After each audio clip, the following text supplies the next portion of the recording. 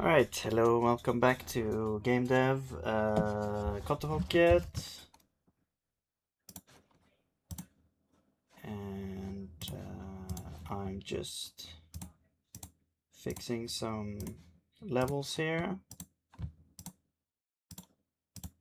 Let's see, I think last time, yeah, we worked on getting like everything connected up and stuff, and just adding some stuff to the maps here. I deleted this door that was here because now I'm thinking we want something else. So I'm gonna go in here and fix this up a little bit. Let's remove this.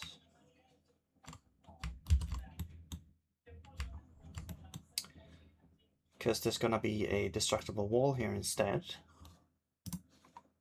So now, if we look at how this looks, it's gonna look like this. There's a little hint here and there about what's beyond here, so do we want another fog of war hiding this thing? Maybe, because then we could just do, I wish there was a way to copy, like I could copy paste an entity, because that would mean that we could then, also this is not entirely aligned, I'm not sure why. Oh, because of the size, maybe. So there we go. And then there's a little thing beyond there that I need to cover as well. So I need to have this patch up here. And then I guess you could go down a step further. And this part I want covered as well. So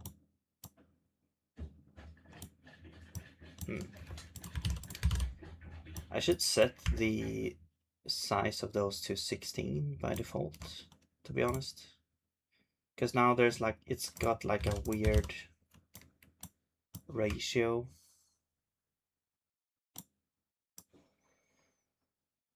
It doesn't have to be exactly, because now I can do this. Hello, Solacorium, what's up? All right, now we need to also add another entity to these.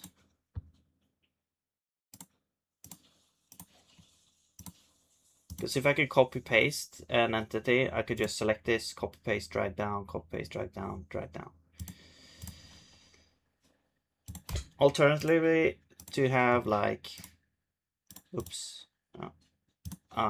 it like copy properties or set properties to be equal to something else. Okay, now all these should trigger those. Great. So if we enter, this now looks like a normal wall. But if you open it, it's gonna reveal a secret.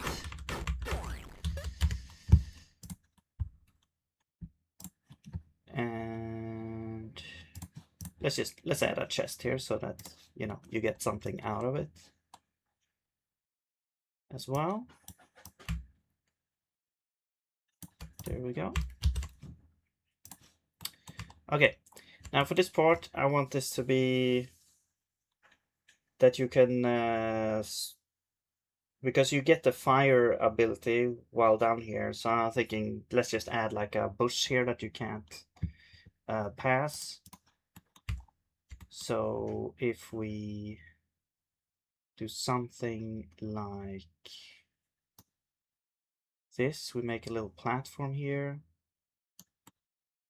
And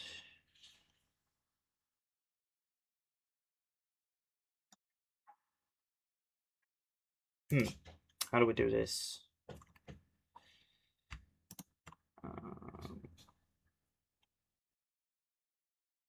Because I want, so if you do a platform and then the bush is over here, and then we do a little just a hole here that you can jump up,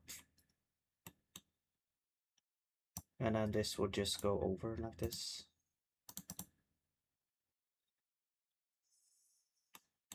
Something like that.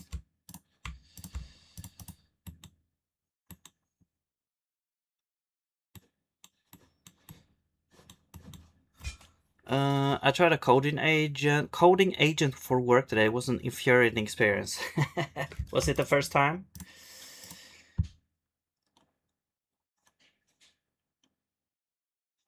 How do I want to do this? Like this?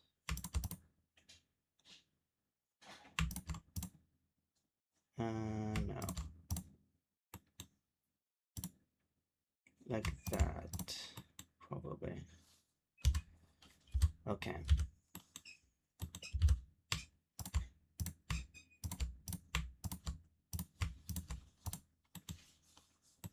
And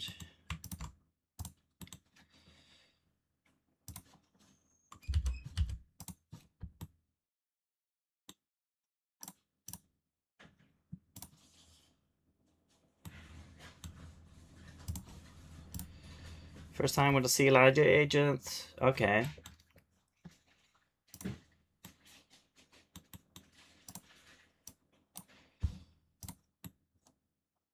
All right.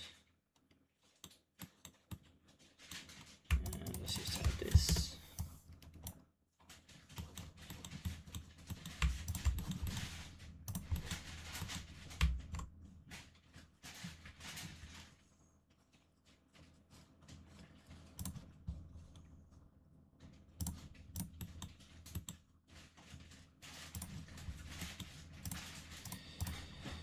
Yeah, I mean, I think we have to kind of adjust now to yeah, get ready for that's gonna be like what's the norm? The norm now is gonna be that.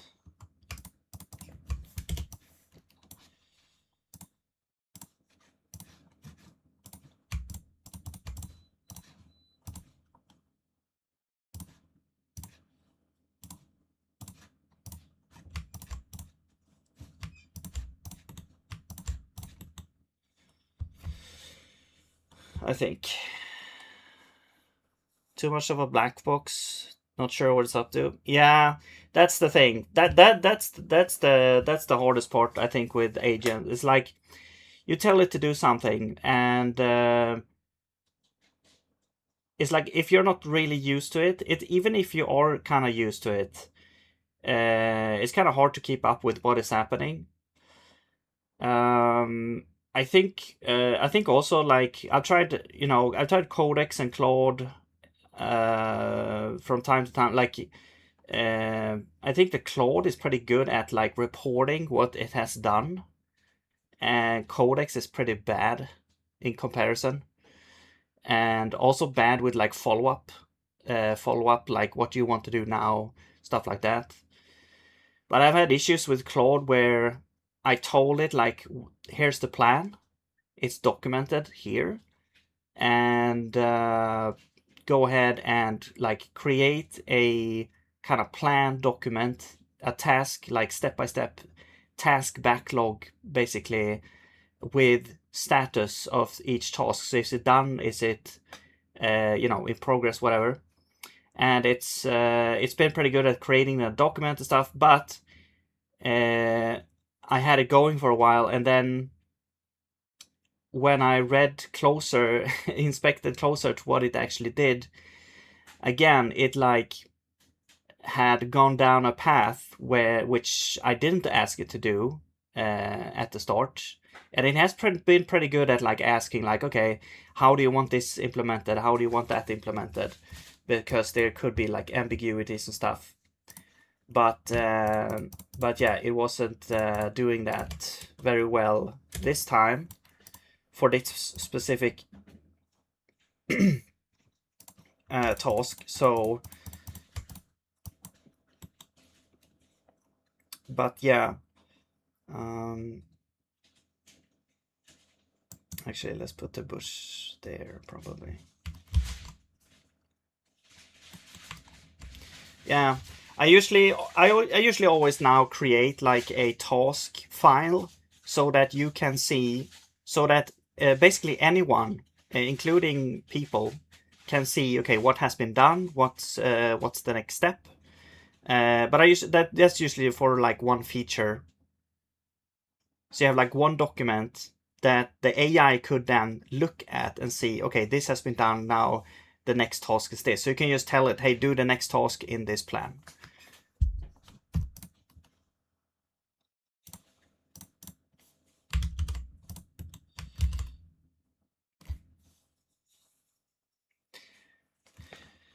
And then the other issue then is that how to kind of inspect what has been done. So it's like, yeah, it's like it's nice when it just works and it just does like good things, but then at some point you have to kind of go and inspect what it has actually has done, so that you can yeah, so you can keep up with the code base, because that's pretty important. So you don't get like out of touch of what's happening. It's gonna take longer to like investigate bugs and stuff that AI can't solve, or tasks that you probably could do yourself. It's a waste to use AI on, like very simple tasks, stuff like that. Okay, let's put this guy over there, sure. And I want a bush over here. Oh, right. We have to put that down a little bit. Actually, I'll put two. Oops, I'll put two bushes here, so that it looks a little bit official. All right, so we need these two places covered. It's gonna be these ones, I think, here. And then it's just gonna be something like that. All right, cool. Where's the start? Over here. All right, cool. So now it looks like this instead, and you're like, hey, how do I get through here? I can't get through. Oh well, let's continue. And then on the way back, you would get the actual ability to go through here. Cool. ZID is pretty good for this. It shows you every diff the agent made. Okay, nice. So it shows you before agent edit and after agent edit side by side. Okay.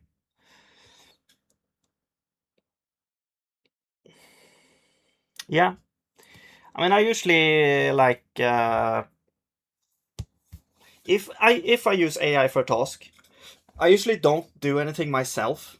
I usually only use the AI for it. Unless the AI kind of messes up and can't solve the issue, then I have to go in and fix it. But you know, if I'm used to using AI as a tool, I'm just you know, going in and oh, I lost my thought there. Yeah, so I usually just use the AI and usually just does the task. I have a quick look at the, you know, the git diff, and if it looks cool, then it's fine. I usually always do, like, you know, you can do a code review through AI, and then I also usually do like a manual code review, just so that I can keep up with the pull requests, so that I can keep up with what are the changes, keep up with the code base, so that you don't fall behind. Because I think that you should always, like, if it's an area that you're supposed to know, you should always be, I think, up to date with what's happening in order to be like efficient. Like not only like the speed in resolving, fixing bugs and fixing things, but also knowing what to do, what to change, and how and where, what's possible to do, and all that stuff. Why does this look so weird over here? Oh, whatever. Okay. I think with that, though, I think we have a now fully connected map now. So essentially, you go from the village, you go up to the first dungeon here, you get the upgrade, you go back and solve a couple of things. The one thing that I would the one place I haven't added is this place, which is supposed to be some kind of challenge and reward place here that you can access when you have the upgrade. But other than that, we're fully connected. So you go in, you fight the boss, you get back here, and you go back here now. And now you can access down here. So you go down here and you fight this mini boss here to get another upgrade. And now you can go through here, and then you go up here, and now you're back, and you can go back to the village and hand in the quest. So there's a full kind of loop here with a little bit of backtracking, but it's also, you know, discovering new stuff along the way you're going back to where you are.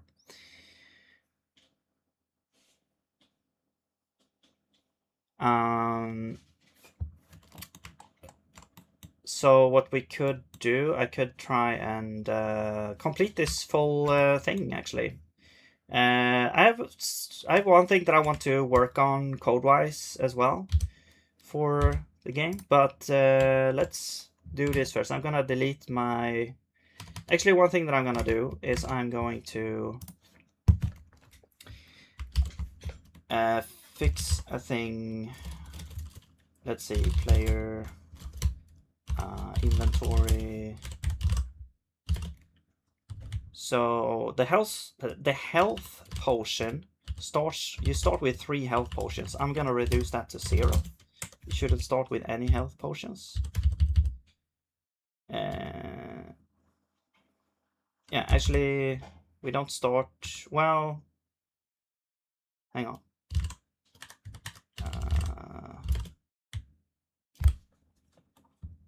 Max default.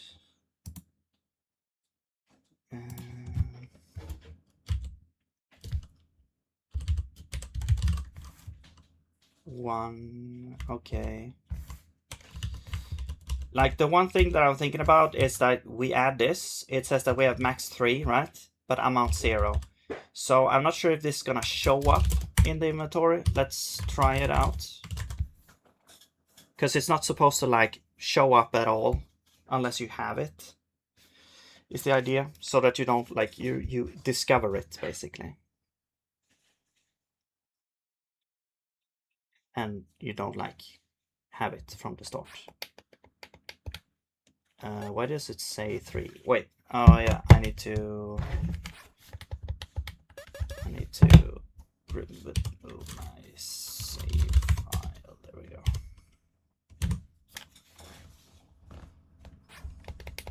Okay, there we go. It's not there.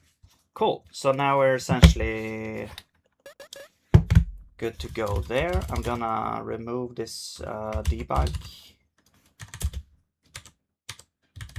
thing.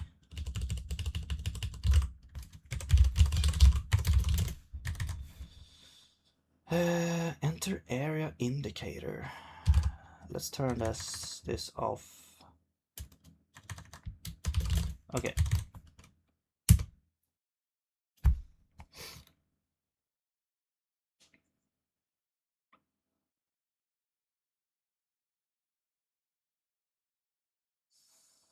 But yeah, you have to be careful sometimes. It's like, if you have a more complex plan, you really have to make sure that the AI doesn't, like, go outside and do something that's not in the plan.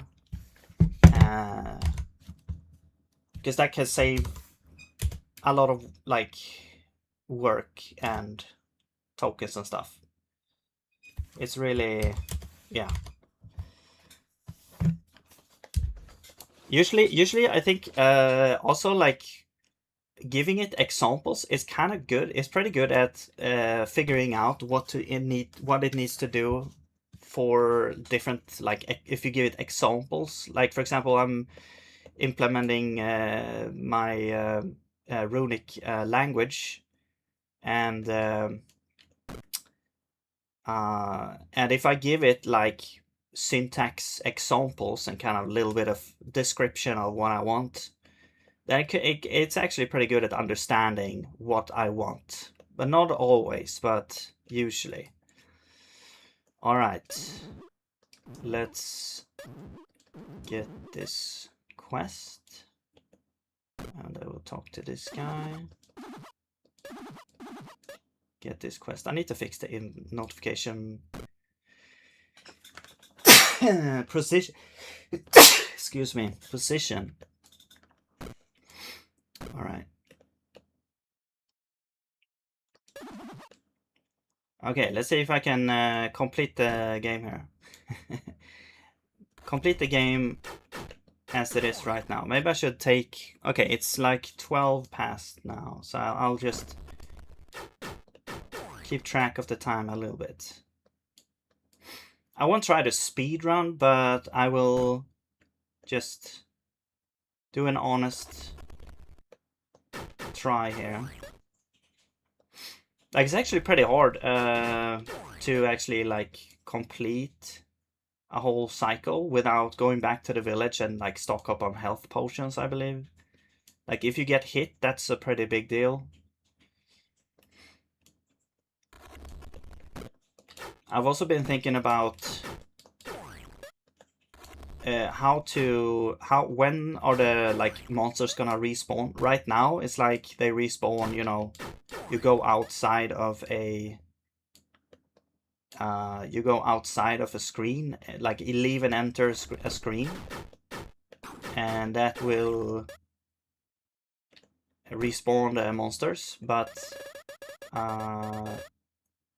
that's pretty bad. Oops. Should probably move this guy, maybe. Not sure. Also, this guy should probably give better rewards, since it's a little bit harder to kill. I don't know, maybe I shouldn't think about balance that much right now, because we don't really have a lot of items and stuff. Or different types of rewards. And now you're going here and it's like, hey, what's this? How do I get through here? I guess I can't right now.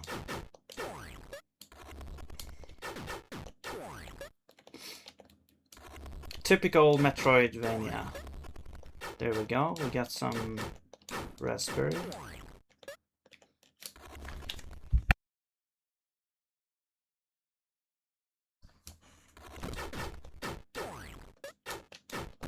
Also, this enemy is kind of funny. Stuck on this little... Maybe I should make them full on Metroidvania style, or Metroid style. The first enemies, like the ones that are moving along the walls and stuff.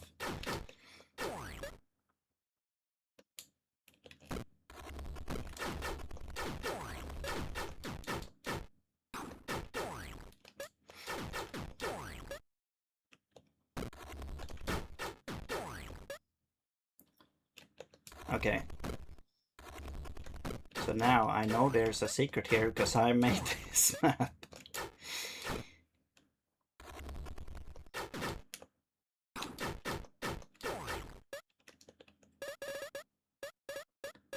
Oh my god, I found it!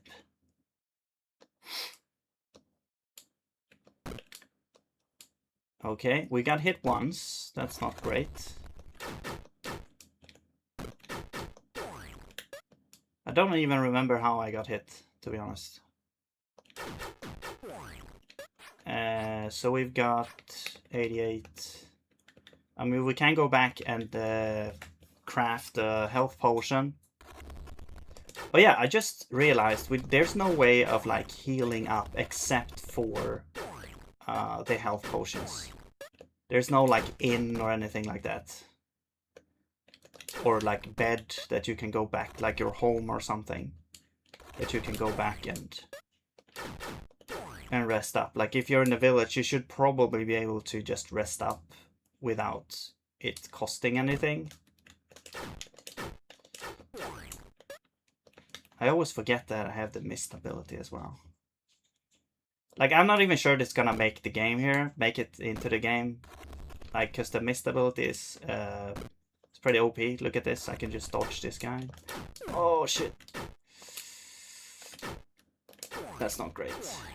I'll probably have to go back. I can make 2 health potions.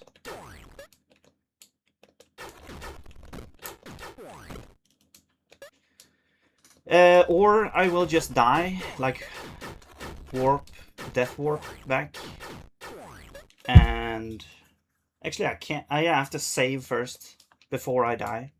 So actually I have to save now. And then I can death warp back and create some potions. So let's just give it a try here, and then we can, if we die, we just get back and create some potions and then have another go.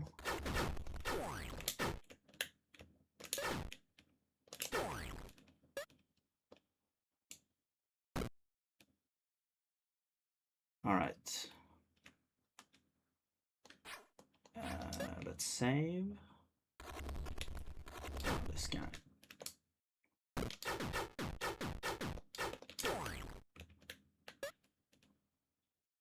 Alright. This place could use some work. Maybe.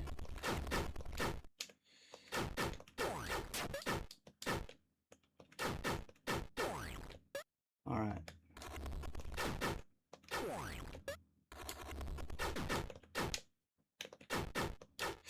Oh, shit. Okay. Well, let's make some potions. Thank you. Alright. And another one. Oh, I could actually make 3. Cool. Awesome. So now we have 3 potions. And we can try again. Have to talk to this guy to get out. No, you don't, but it's for good luck. Alright, let's carefully make our way back there. I don't need to do any detours now.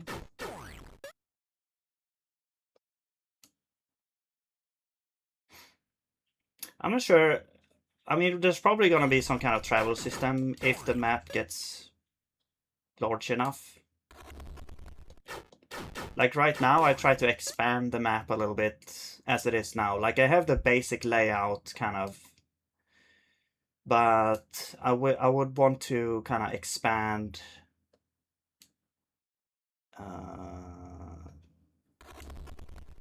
the map a little bit.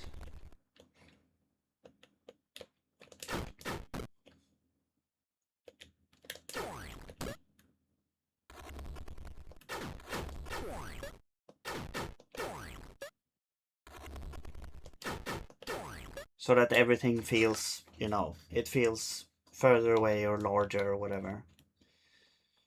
Because it's some of the screens are very, very tiny. Especially in the dungeon. And probably add some more rooms and stuff to the dungeon, some more puzzles.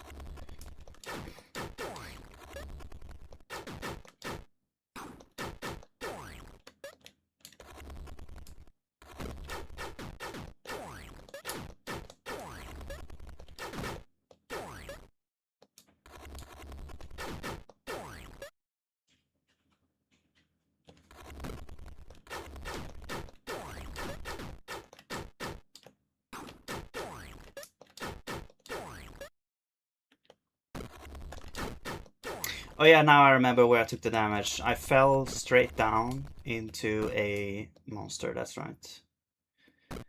That's right. Alright. Now we're in the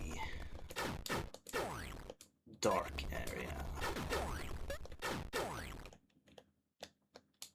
Alright. I'm just gonna rush through here a little bit. let's save here. I mean, we don't really need to save though. I'm just gonna try and skip what I can. Even if we save, we still start down at the village anyway, so there's really no point in saving right now, unless I don't want to redo the crafting. So let's just save.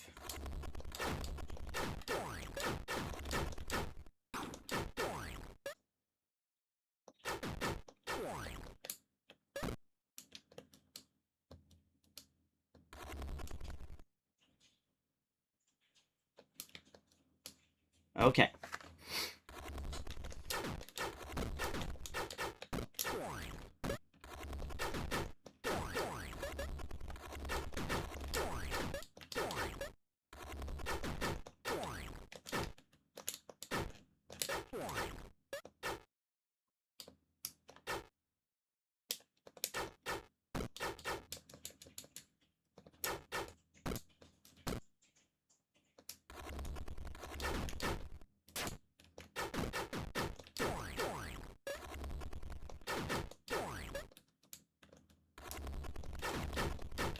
Alright, we're almost at the upgrade room.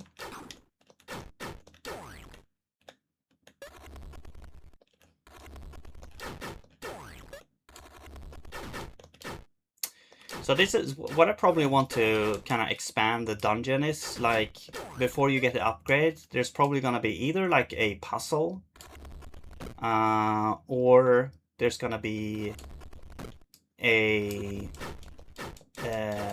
fight challenge, like maybe like an arena type. Oh shit. Okay, let's use a potion here. Hey, it's Rocky, what's up? Okay.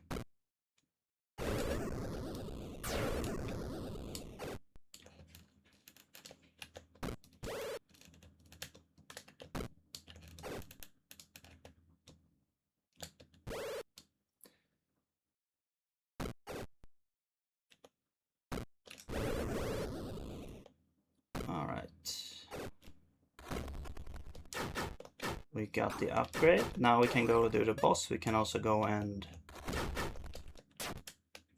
do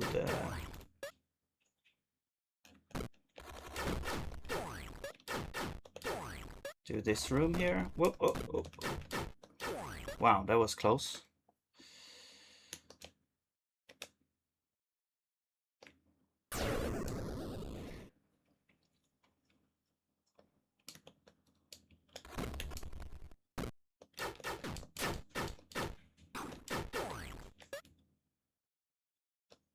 All right. So it's kind of like a content. How much content is there in the game check as well? Okay, so I've played for like 12 minutes now.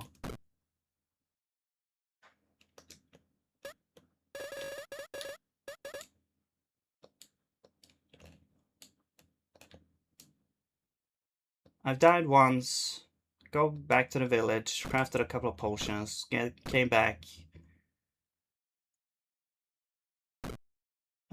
Gotten basically all the secrets along the way.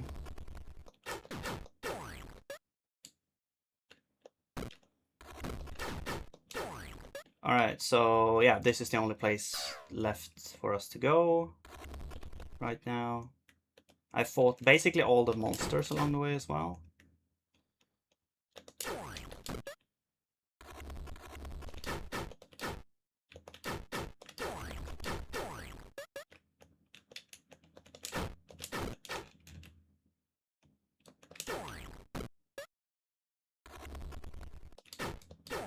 Okay.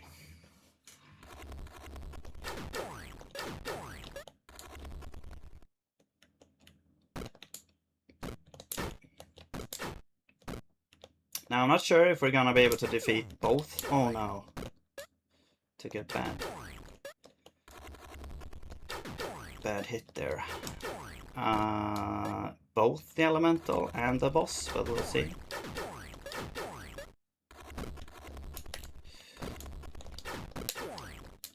Alright, I mean, we've got enough for 3 more potions, so that's good. Let's save here. Alright, here we go. Oh no! Oh my god. Okay. Okay, this was a miss by me, because the boss is still in like debug mode, so...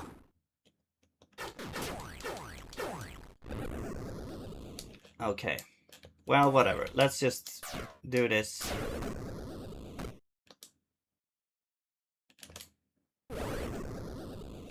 Yay!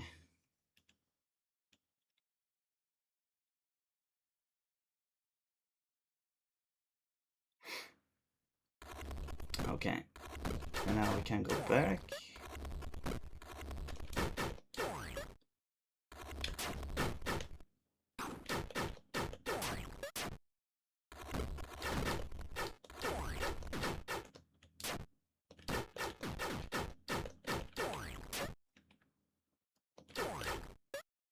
This is pretty unusual. Yeah, I've never actually went this way before. Because this is the first time that it has been connected, like after killing the boss. This is like the first time I'm actually going back this way. So it's nice to get this kind of first-hand feeling of it, I guess. Hey bro, said who? What's up, what's up? How's it going? I'm doing a little bit, I'm basically testing the first area. It's like, it's not complete, but it's, you can say like it has been fully connected now, so you can go and kill the first boss, and you can also go back and you can enter this area to kill another like mini boss. Oh yeah, that's not where the secret is. And you can then get another ability and then go back to the village from there. So it's like the first time the game is like has a fully connected sort of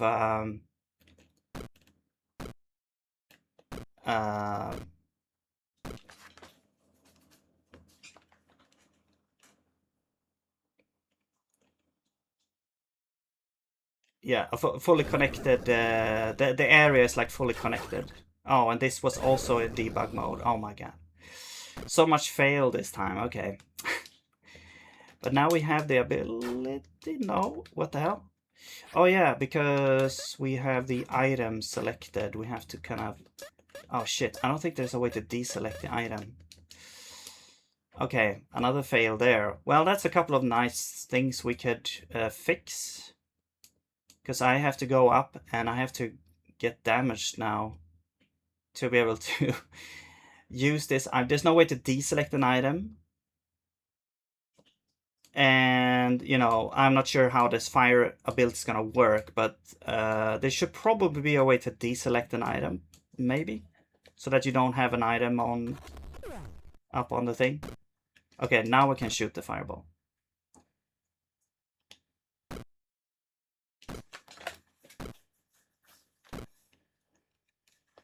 All right.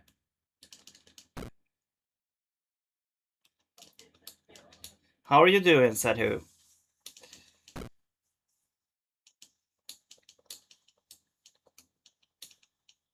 Your name should be said no one. Because then you're gonna be like, how are you doing? Said no one. And this place is not finished yet, so that's why it looks like a dark corridor. I basically just made it in the dimension it needs to be in order for us to link up with the rest of the map. And there we go, now we're back to a place, and this place is basically empty right now. You just jump up, and now we're up here, and now we have the ability to go through here. And now we can backtrack to the village, hand in the quest. and receive our just reward. It's a cool game, honestly. Well, thank you. I hope to make it even cooler. Small improvements over time, and hopefully in the end we'll have a nice little game.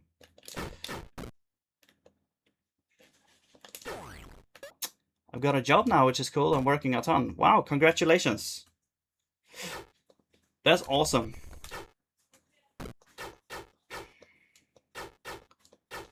Making money and living without needing to worry about that. That's awesome.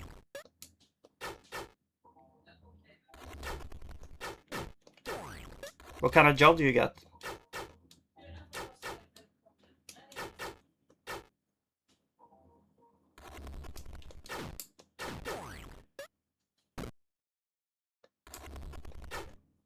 A business is making most money. Oh, I see. But I haven't had time to make an update to that.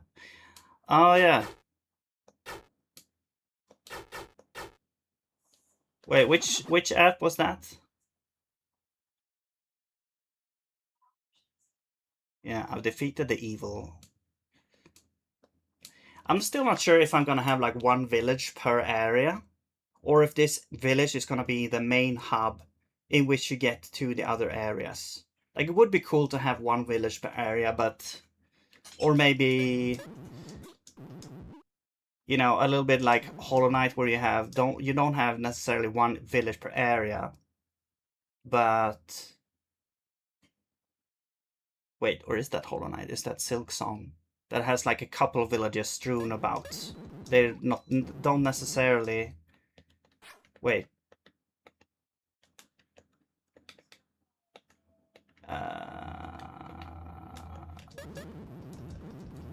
Wait. Okay, I don't actually remember. So we got the crystal thing.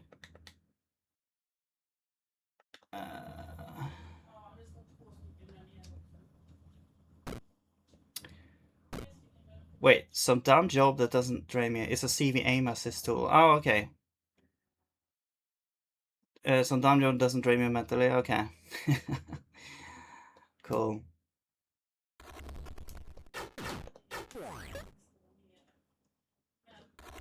And I kind of wish I could get a game dev job. Maybe, because that's kind of in the field that I want to work, but that's not where I put my time and effort.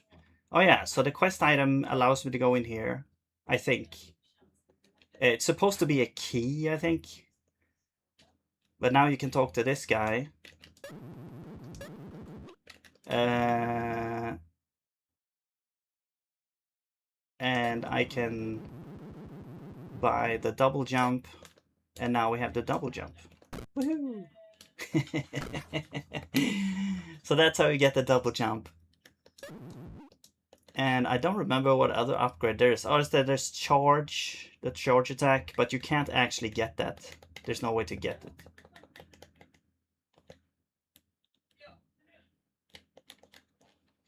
Cool. All right.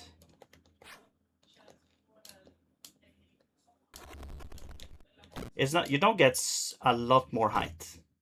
It's basically a tiny... I should probably change this so you get more height. I'm not sure. I mean, you can actually jump quite far in this direction, I guess. But for height, it doesn't give you a lot of height. Not when you're up.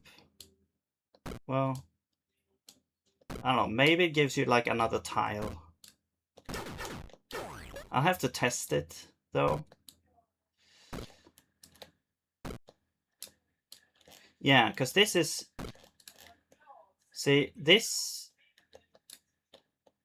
You can't even go up here. So this means that this is, I think, 5 tiles up, this platform here. And then this platform is 6 tiles up because it's 1 more. And so we can actually jump up 2 more tiles with this one. Almost 3 more tiles. Actually, 3 more tiles. Okay. Okay. Huh. I didn't expect it to give that much extra height. That's insane. No, it has to be 2 more tiles? No? I see, because we can barely get up there. And then there's like 3 more tiles, okay. The sound is... Yes, I think it is a little bit delayed. It might be the sound file. That the sound file is like... The sound is delayed? I'm not sure.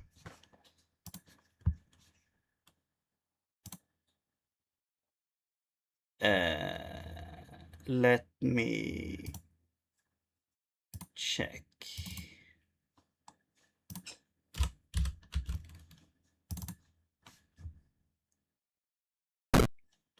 Oh, sorry if this was loud here.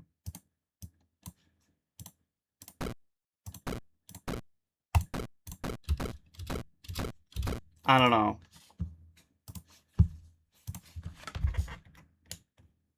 It does feel a little bit delayed. You're right. Oh man. I probably need to add some coyote time, because that feels very strange. When you're you're walking off and then doing the double jump, it also doesn't show the animation properly.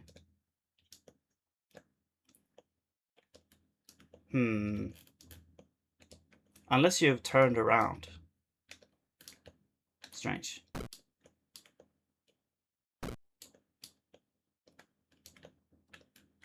Okay.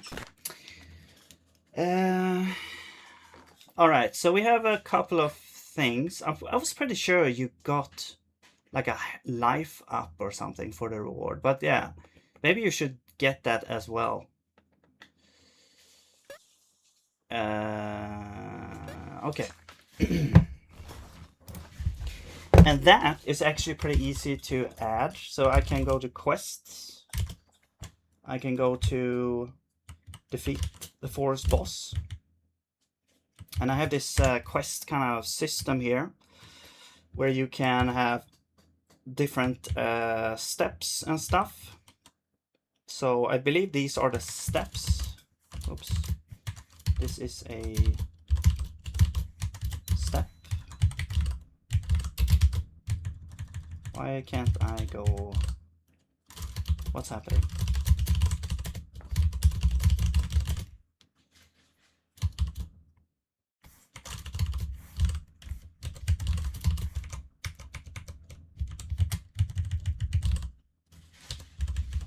Oh, it's because of this thing. Okay. So it's like a quest. So we have like a bunch of descriptions. We have the label, descriptions for each quest, or I mean step. And then we have a step. So each step can have requirements and then callbacks to when it like started. Well, it's not really callbacks actually. It's like specific types of things that happens when something starts and or completes. And when it starts, you can have a lot of different actions happening, like accepted a quest, advancing a quest, changing dialogues. Yeah, there's a lot of things, like you can add items, remove items, gain hearts. So all of these different things. So for example, here then in the first step is basically just saying defeat evil in the forest. Requirement is that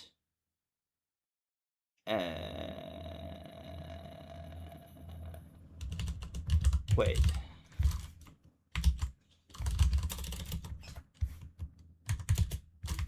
Quest.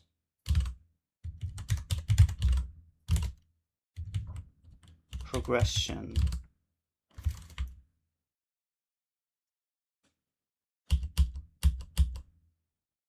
Defeat the four boss. Wait. It would make sense if this would be like, if this was not done yet. Yeah, I don't remember exactly how this works. So if this is not true, we have not met the requirements. Oh, I see. It's the requirement for completing the step, not for accepting the step. Right. So this is the requirement for completing this step. So the first step is to complete, like, defeat the forest boss. And then when you start the quest, we hide the dialogue option to start the quest. And then when it's completed, we show the dialogue options. This would be completed when you actually kill the boss. So then that will show the dialogue option, defeat the forest boss. It also, like, makes this progression. Well, the progression already happened, so okay. So then the next step is like, well, now you have to turn this into turn the quest in to the elder, and then when you have completed that, when you've turned it in, then this will happen here. So you have a list of things happening. So we hide the dialogue option that you turn the thing in. We have show the dialogue option for wizard, where you can buy a double jump, and then you get the wizard key as well. So here we could just add, like, if I want to, let's say, get also like a health upgrade from defeating the boss, then I believe it's just gonna be like gain heart 1, and then you would get like a heart from that. So if we now remove the save file, and I'm going to, well, I don't want to have to go through that all again. So what we can do is we can manipulate some stuff. So if we go to, I believe we can go to the player, and we can go to progression. No, where is the progression stuff? It's gonna be, no, it is here, progression, yeah. Progression, and then let's set this to true. So we have already defeated the boss, essentially. So if we run this now, we can just talk to the elder and we have defeated the boss, let's say. And we're gonna accept the quest. It's gonna be completed right away because this is already done. And then we can see if the reward works now. Yes, accepted. And then I think it was completed as well. If you look at this, you have defeated the evil in the forest, return to the elder. So we talked with the elder and we get, yes, thank you. And you can see now we have 4 hearts, so we gained health. Cool. For some reason I like how the game looks now. Oh, nice. I mean, I really like 8-bit stuff. So yeah, I'm gonna try and keep this art style, but I'm really bad at drawing like large characters and stuff. But I have to go to work now, otherwise I might be late. Okay, you do that. I'll read your messages here. When you start getting money and stuff runs itself, you feel way more relaxed, explore ideas, expand, which is cool because of autonomy is a computer vision graphics too. Yeah, that's really nice. Getting that load off your mind is amazing. I've also been researching like UI UX seriously while watching university class. Oh, cool.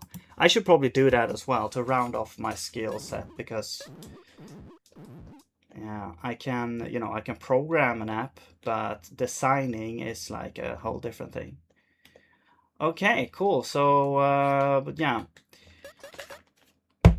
But let's put that to false. All right, I've never saved, so there's no save file.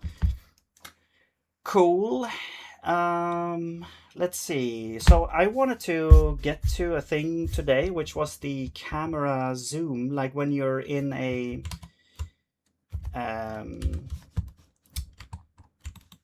let's say we are in this room and we go over here.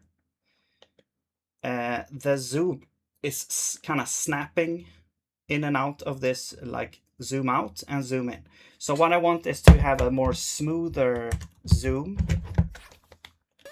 So let's see if we can do that, because I believe we should be able to do that pretty easily. Probably, maybe, hopefully. So let's do, where are we doing this?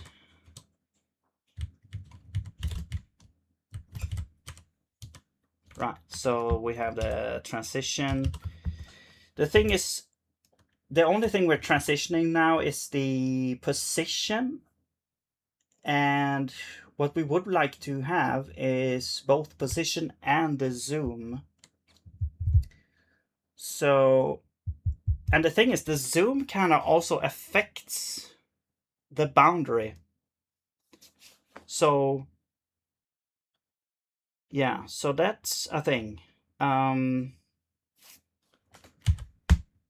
Because if we take this, for example, we get the target. Well, actually, we have the boundary. The boundary is defined, it's actually dependent on the zoom factor. So if we go here, we can see that we're using the zoom somewhere over here, adjust with this camera zoom. So the thing is, we should actually provide perhaps a zoom parameter in here instead of getting the camera zoom, or we just set the camera zoom to the thing we want beforehand. So we should do that probably here then. So if we're in a transition, then we need to set camera zoom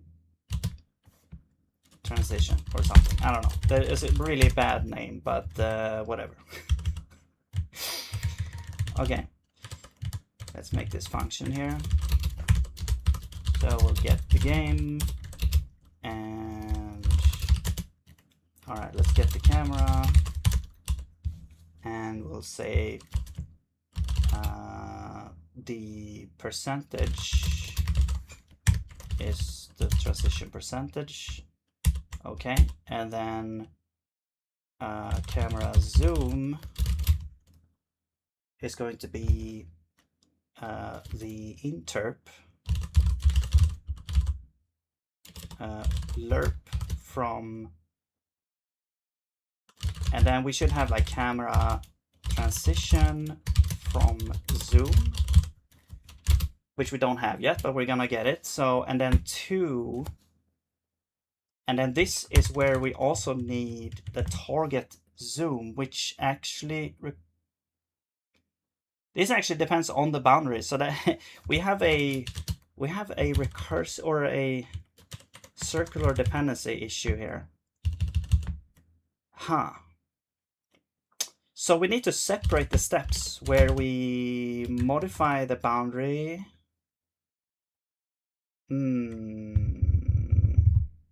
Or we take care of the zoom right here.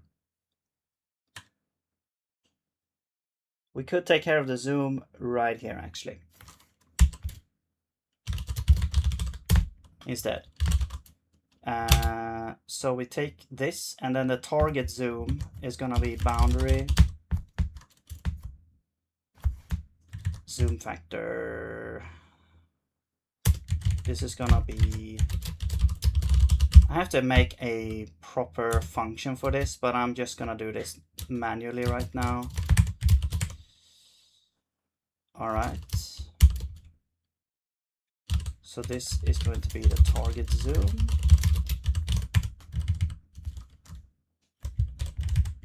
Oops. And then this is the percentage.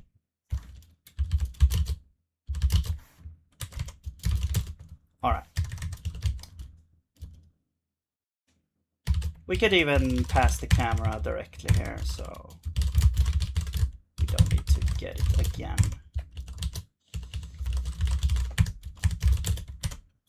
And now it's not a constant anymore. Okay. Oh shit, we need the game.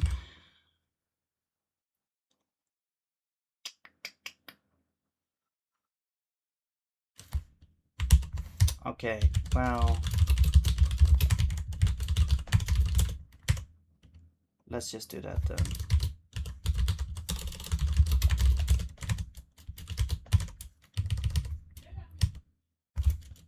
And we don't do this because that's happening in get boundary.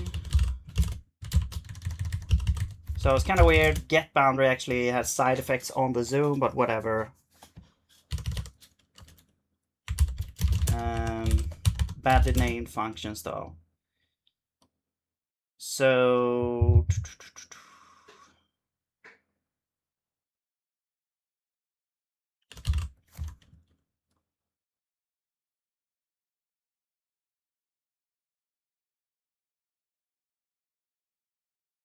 right. So the one thing left now is this. We need this camera from zoom thing.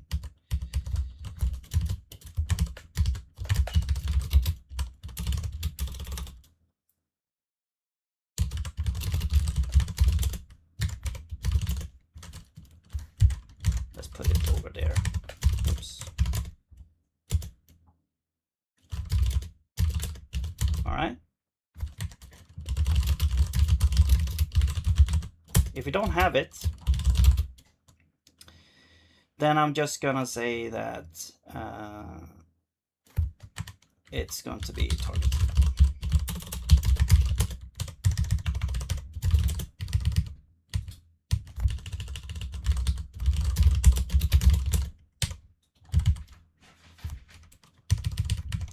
All right, so now we will we have to initialize this as well, so that is somewhere.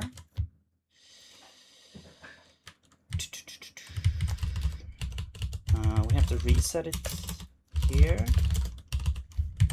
and somewhere we are doing this. So this is okay. Let's get the camera.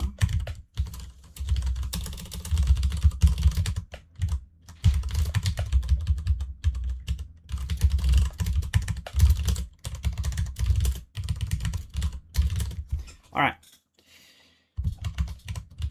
So there we go. I think that's it. Now we have to build.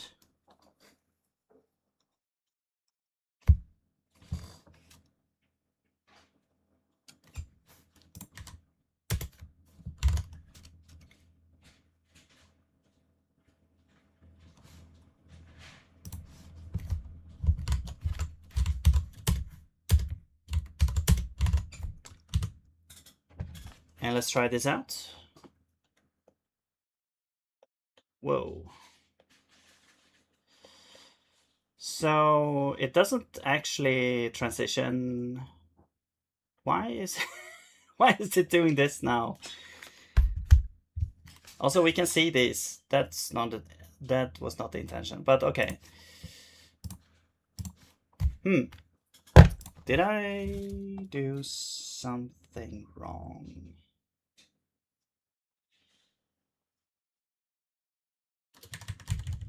Also, when is this called? This is called like after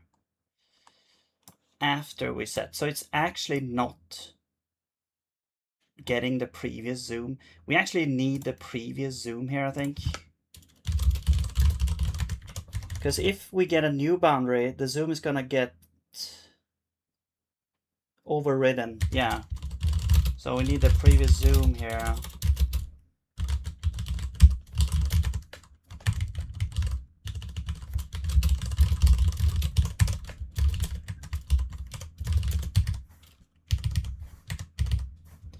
Which is going to be used here. And then we'll get the camera.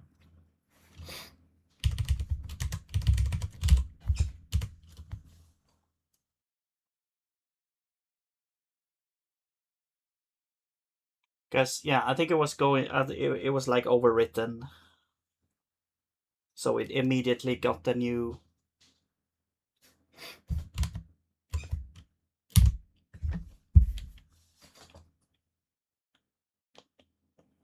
Okay, it's. So now we're back to where we were, basically. It like immediately does the zoom change, so. Okay. From zoom is the previous zoom.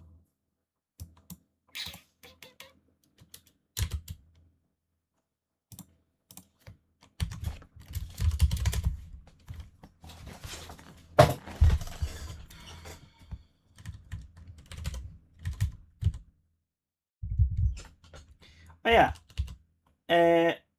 Oh, right. This, I think I have to kind of split this up a little bit. Or we simply, I'm gonna change this to get camera zoom transition. And then instead of setting camera zoom, we're gonna return this. And then we don't actually need the camera here.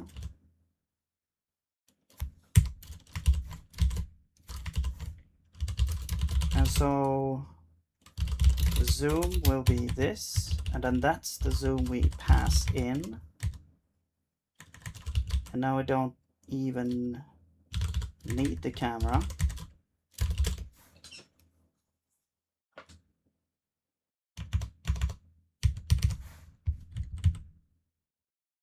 The problem here, though, is that it's always going to, because we haven't started a transition yet, so it's always going to do the target zoom.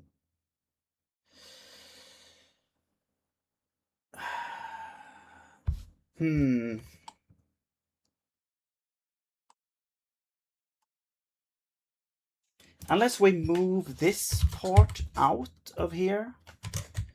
How many places do we actually use this? 2 places. Update snap, update camera. Yeah, so I'm gonna move this part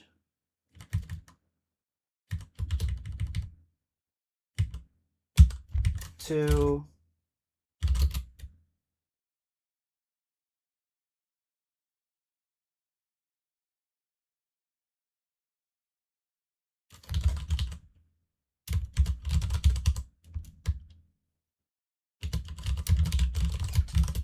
something.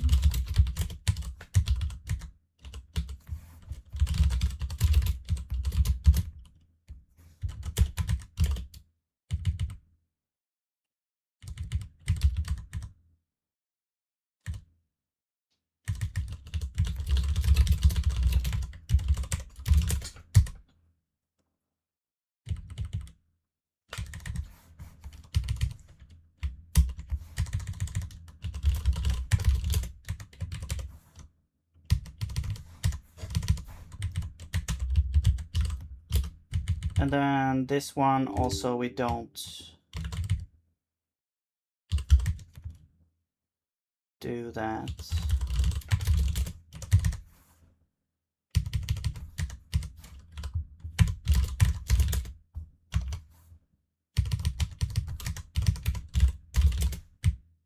Okay, so now it's like this doesn't care about transition anyway.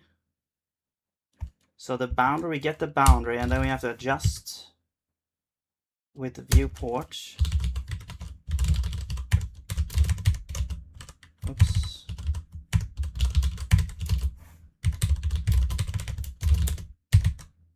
Okay.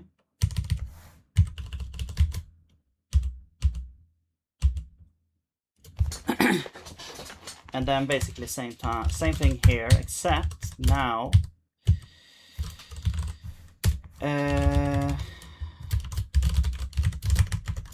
before we adjust,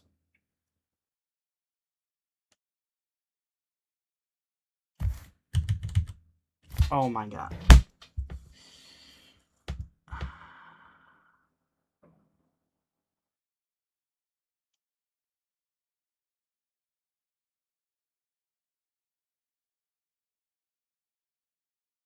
Hang on. There's so many circular dependencies here.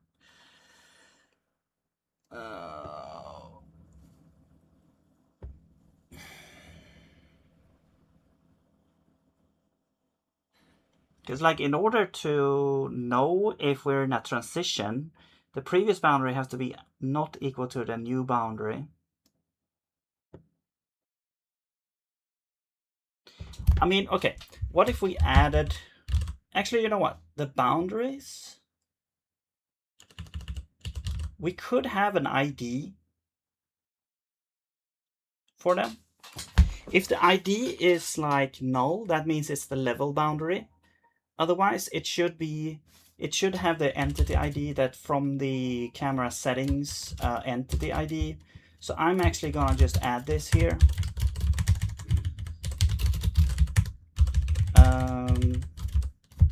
Sure, let's set it to null. Actually,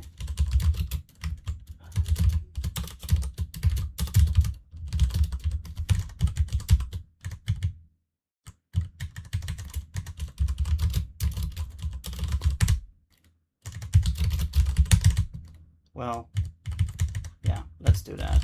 And then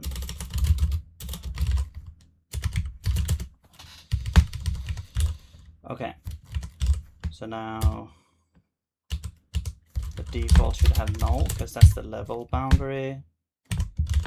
And then we have this place where the ID should equal to the ID. Where do we have that? We have it here. So there we go.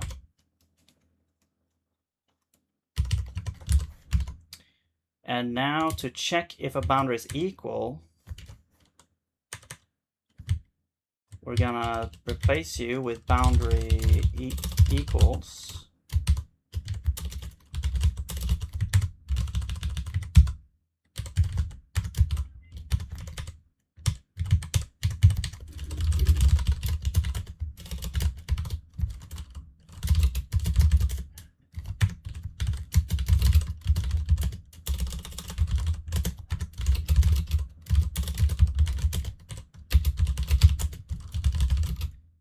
And then it's simply going to be A ID equal to B ID. Because if they're null, they're equal. If they're not null, then, well, actually, that... wait, because this is not equalable. And this is just a U1. So actually, I think we have to do a meta equal here. But they're essentially the same thing, though. Except we're only checking the IDs, so it's a little bit more. It's like more efficient. Well, also, we don't have to check the zoom and adjust the boundary and stuff.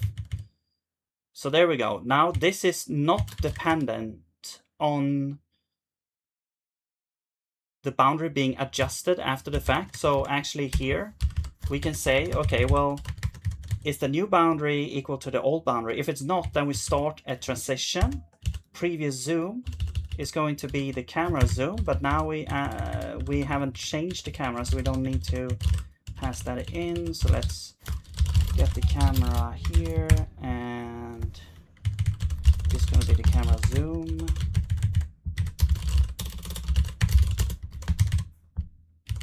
Okay.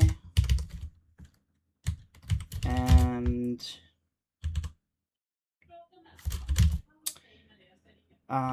the previous boundary, can you cast this to like a nullable?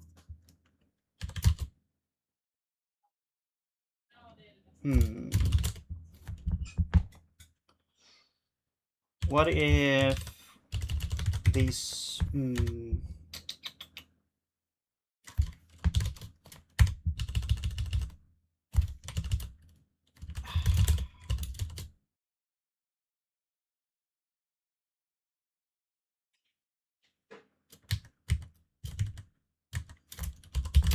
okay, you can do this. if we have this, then it's camera frame, previous boundary, and we just do a nested if here. Otherwise, it won't be a transition anyway, because it's going to be the first. It's actually the first frame. Okay. So, there we go. Now, the zoom should now be, the transition should now be accessible through here, which means that we should get the correct zoom. Also, over here, the correct target as well. So we should get the correct boundary of the zoom. Now, I think one more thing is that we actually need to set the zoom to not. Oh, and also here we're actually changing the zoom as well. We actually need to get the target, or we need to get the zoom here. So the zoom will be get zoom something something, and the target zoom is boundary. Well, this is config zoom times boundary zoom factor.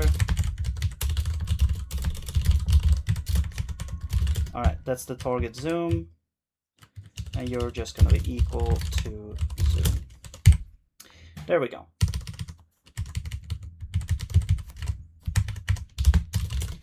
All right, so now the zoom should be linearly sort of changed, I think, over time.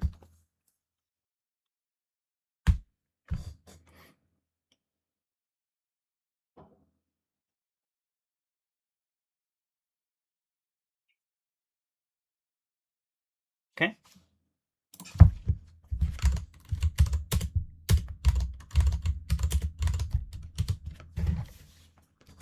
Let's try that.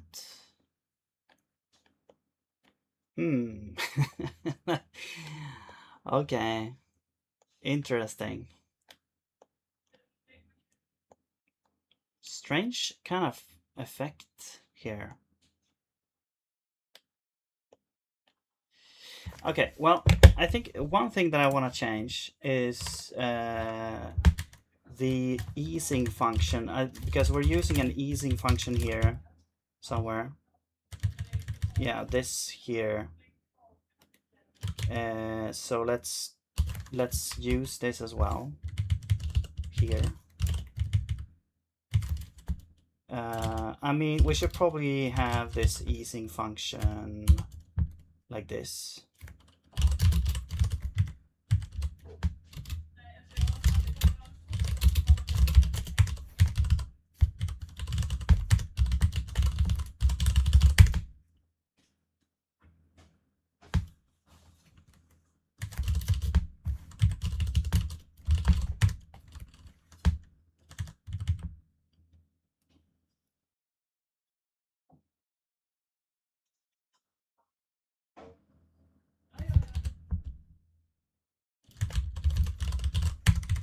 Okay, sure. Let's do a convenience here. Lerp ease.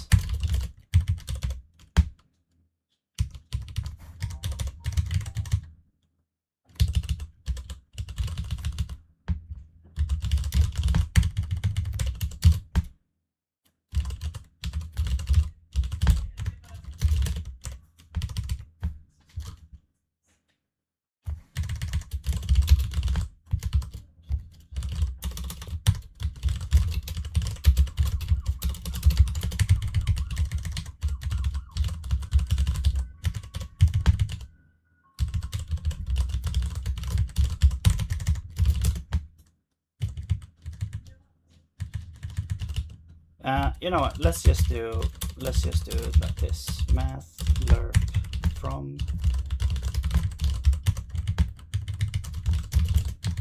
Okay, and then where's the other one? because this one was working with vectors, so that's why I need a different. There we go.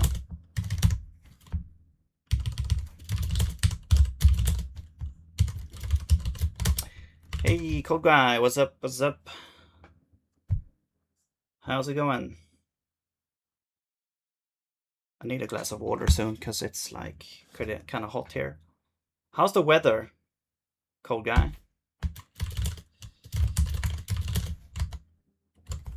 I know I'm complaining, but probably shouldn't be.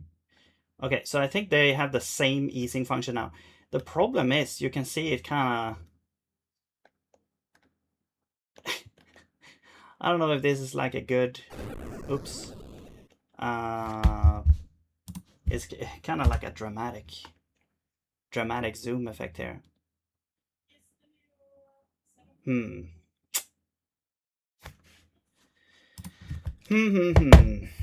Interesting. It's sunny. Oh, what's the temperature? It's sunny here as well.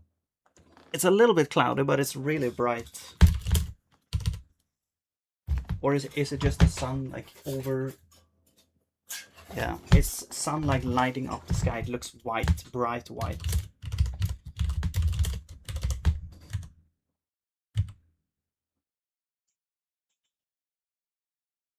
Too hot, no AC. Oh shit. Also, I am also in like a closed room with very bad ventilation, so it gets hot here as well with the computer and everything, so I'm basically in like a sauna almost. 32 Celsius, oh my god.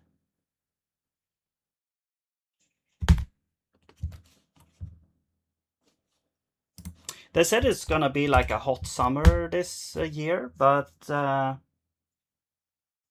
not for our region.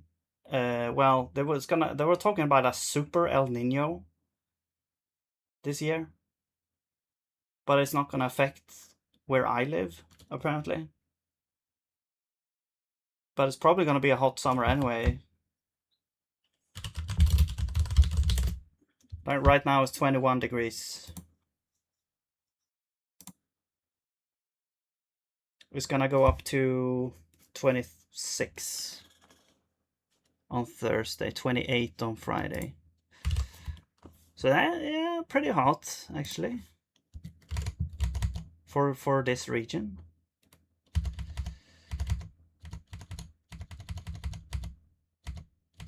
Where is my thing? There. Okay. Yeah. I'm rich. Not really. What do you mean? Okay, I'm trying to get rich. That's what I'm trying to do. So no, but yeah.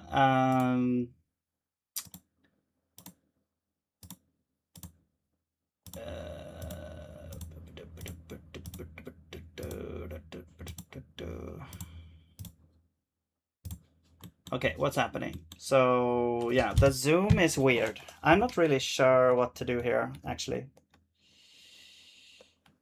I mean, the transition is smooth. It's just that I wish like either the zoom would be faster, maybe, I don't know. Maybe the zoom should be faster than the positional change. It's also kind of weird when you transition to the left here. It takes like a second for it to start moving to the left. Like it should almost like move to the character. So that kind of the center of the camera should go like towards the character like this. I feel like right now it's only moving like down and then left. I think it's because maybe because the Y position is, or the X position, the X boundary is like different or something. I don't know.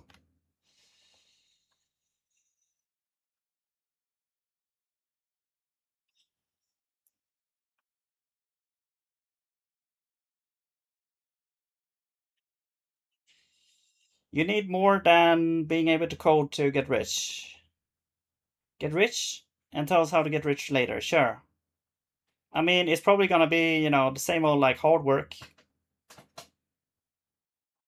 Other way, curve first, fast and slower.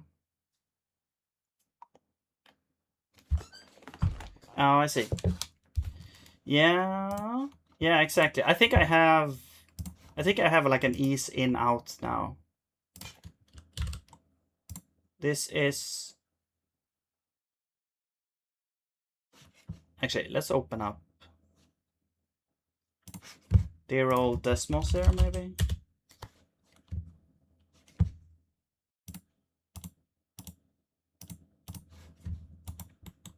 Whoops. So we have this percentage. I'm gonna call p equals something, or not 5. It's no p. No. Wait. P is variable from 0 to 1, and we have cosine. So we have like minus cosine pi times x -1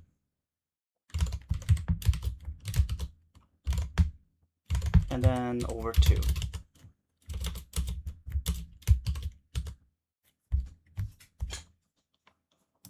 Okay, this is like a oh yeah, this is like a sine. So it starts slow and then it's like an ease. Yeah, it's ease in out. It starts slow, ends slow. Thank you, piano.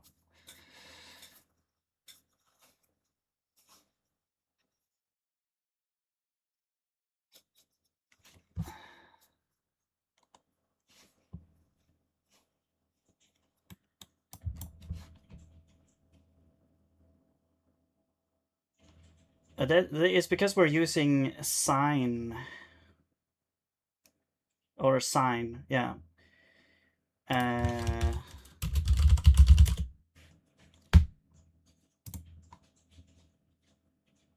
So here is like different things that you could use.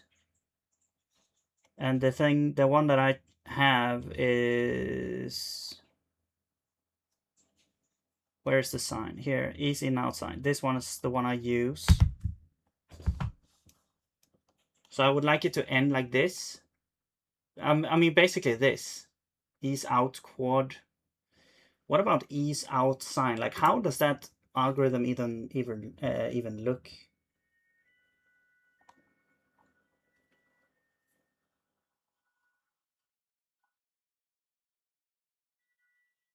Oh, is it just that it starts lower? Okay, hang on. So it's like sine pi times x over 2. But then we have to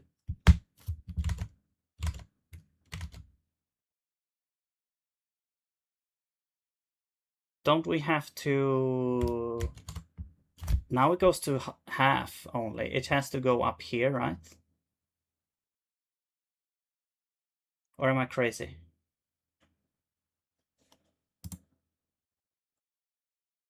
Oh, it's sine over 2 in here. Oh. Okay. Yes, there we go.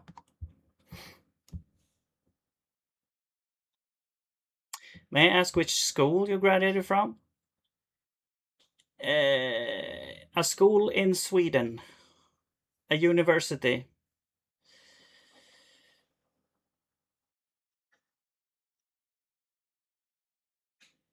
It wasn't the most prestigious school, but it was a university.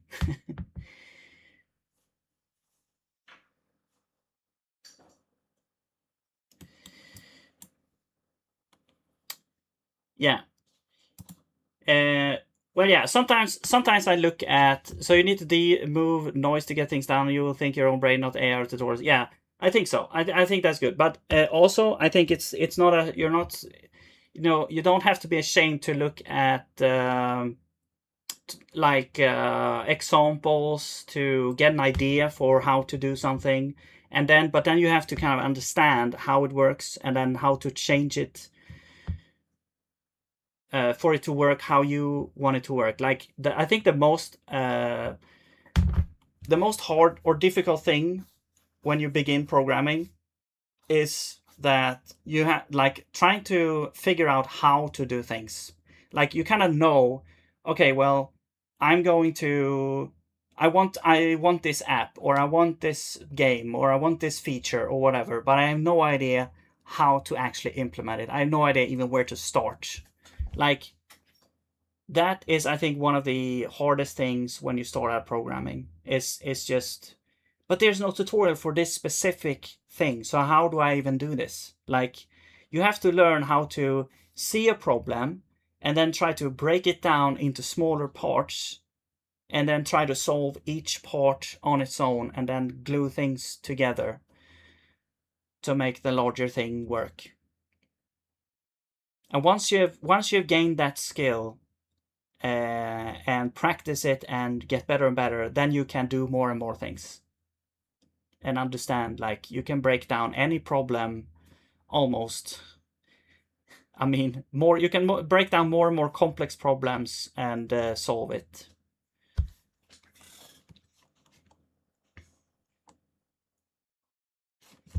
So, and that's actually, I think that's just a matter of practice, to be honest. Like, you're gonna be able to discover, like, oh, you can do this and you can do that, and you're gonna discover more and more of how you can do things.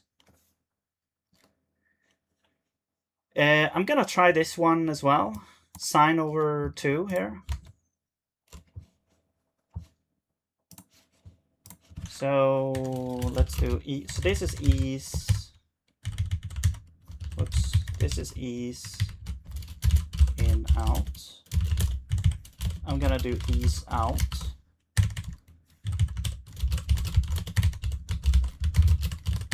Actually, let's just do ease in out sine, and then this is ease out sine. So this would be sine, and not over 2 here, but over 2 in here. There we go. That changes the frequency. Okay.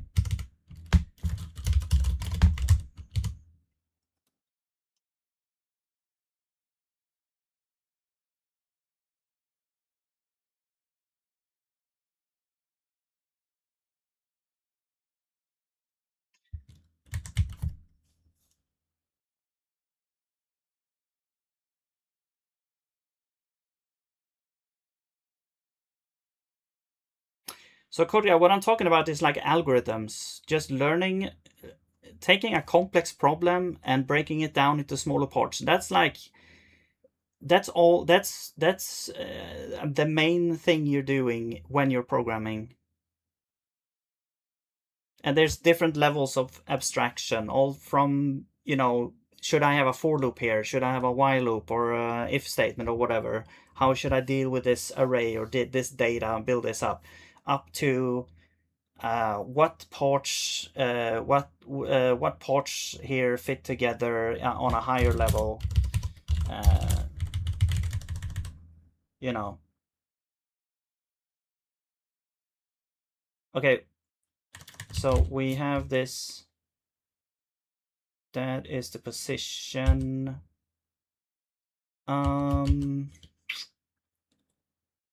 Okay, I'll try the position just ease outside here.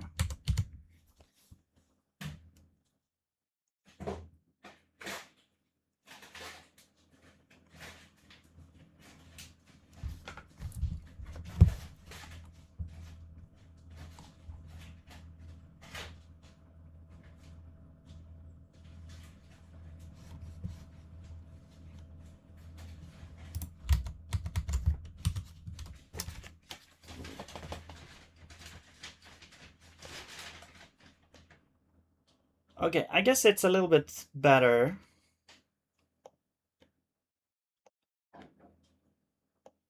Maybe it's too slow.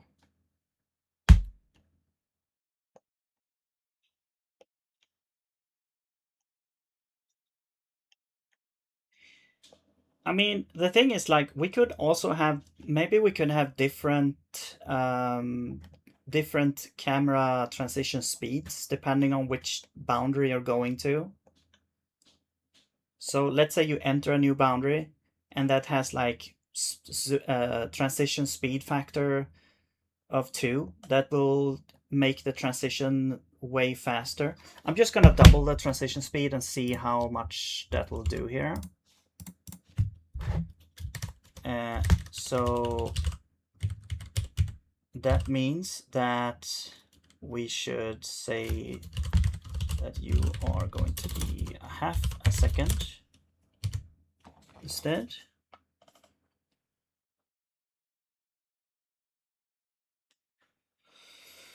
There's a bump at the start. Yeah, man, this camera smooth transition stuff is really, it's really difficult to get a perfect.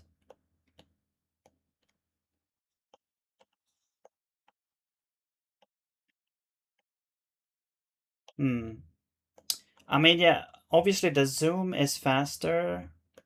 It feels like the positioning comes like afterwards.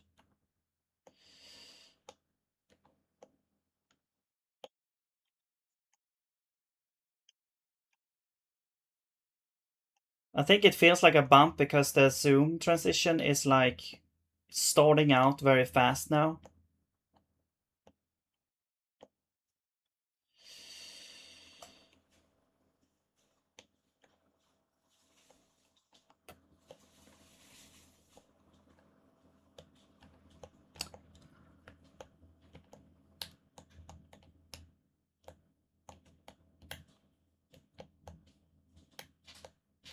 Also, when you do this, I wonder if we should also keep track of how much time has passed so that the transition back is like it's like you I don't know. It's like we restart the transition almost like. So if you're very fast, it still takes,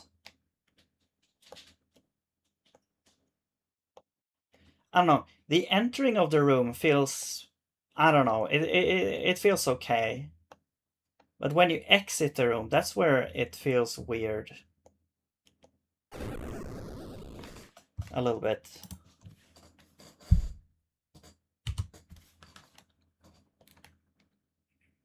I don't know. And then you also get kind of blind to. Yeah, okay, so we have a bug here now. But you also get kind of blind to how it looks because it's like I have to kind of step away for a while and then come back with a fresh pair of eyes in order to actually see how it actually feels for a new experience. Because you can get used to any weird thing in the game and have it not feel like it's super weird. I think you need to wait 0.2 seconds before the camera movement, and if the camera goes back, the camera movement doesn't need to start.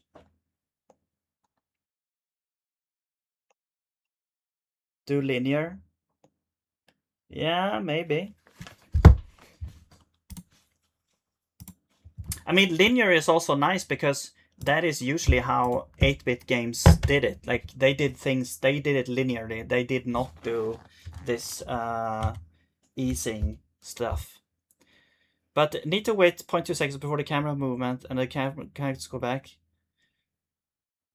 I mean, you still have the issue with transitioning from mid transition to back because I have this handler just for that specific issue.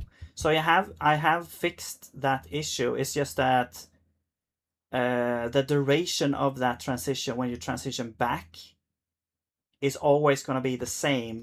It's always going to be like whatever this is set to, like half a second right now. So I was thinking like maybe we should like modify that in case we in a transition transition over to another boundary, we should cut that transition short so that we just continue on the same transition duration or something. I don't know. Or reverse it so that, yeah, reversing seems like the best thing, but I don't think that's necessary though. I'm gonna try linear, yes. So, I mean, linear is just using the percentage as is.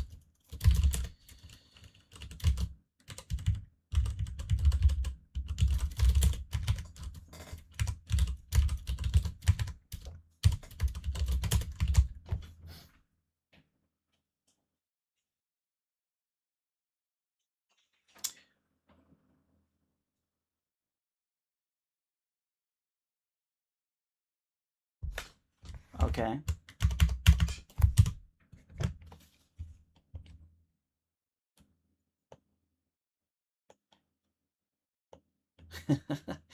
There's just it still feels like it's not linear for some reason. Maybe it's because it's zooming at the same time. Yeah, it's because of the zoom. The zoom makes the boundary change shape, and that makes the position of the camera also acquire a different, like it pushes the camera and I think that's also maybe part of the reason why. Okay, maybe we'll do for the maybe we'll for this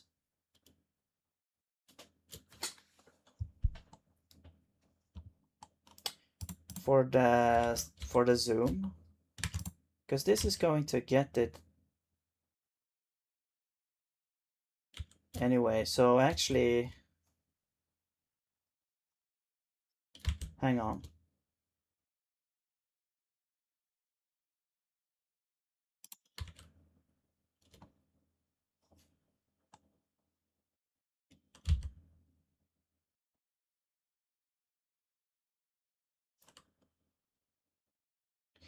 The weird thing here though,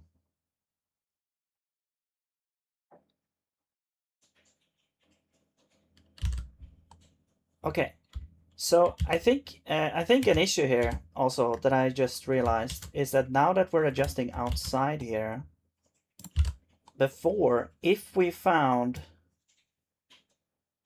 had a previous frame boundary, that gets returned. So we shortcut it here. We shortcut either the default boundary or the previous frame boundary. So the issue there is that if this was equal to the previous frame boundary or the default boundary, we shouldn't actually call adjust on it. But I think now it's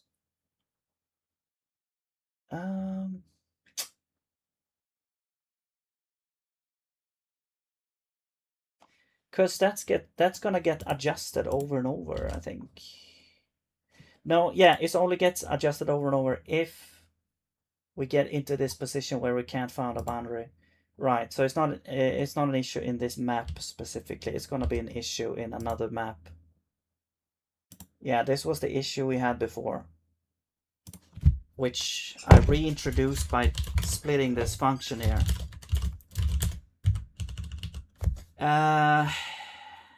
So I'm gonna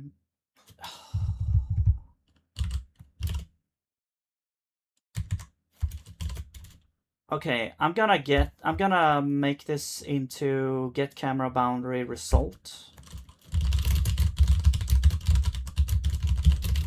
And it's going to be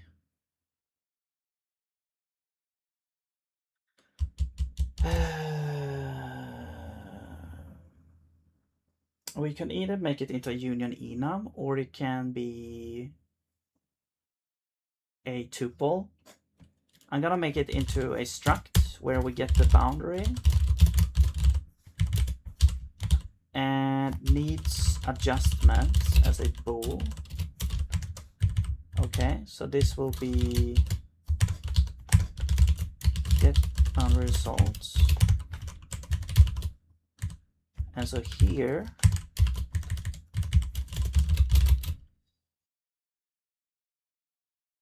new boundary, and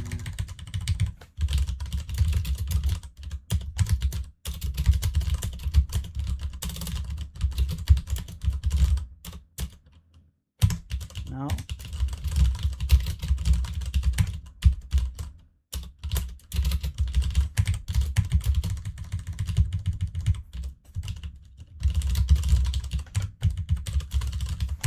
All right. So this will be a new boundary, and here we return an old boundary. Okay. And then here is like if boundary needs adjustment, we're gonna adjust.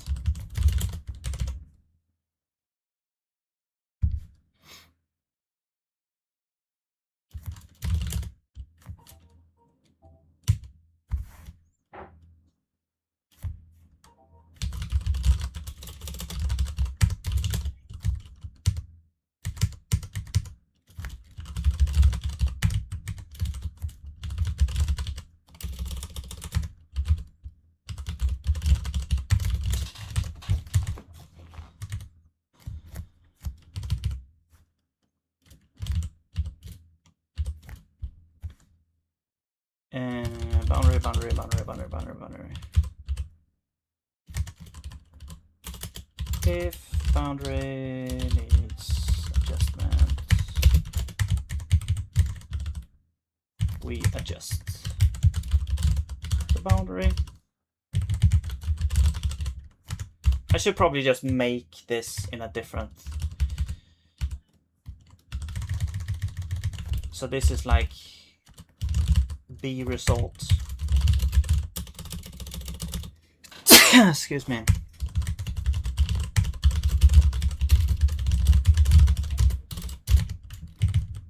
There we go. Now we don't have to do all that.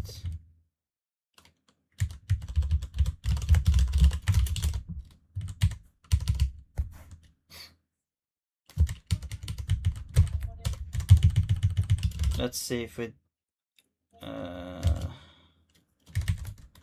let's do the same thing here actually. It's just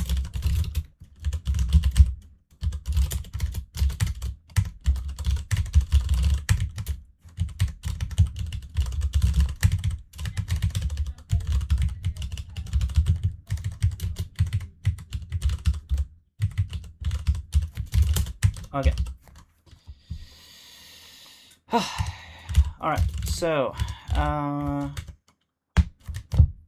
there we go. So that solves another issue that's gonna come up later. But okay, the issue at hand though is interesting. I think.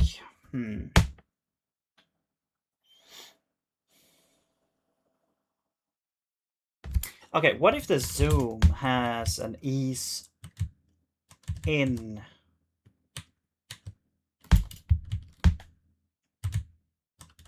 sign? Ease in would be, I guess we add 1 to this. Because that would move everything up.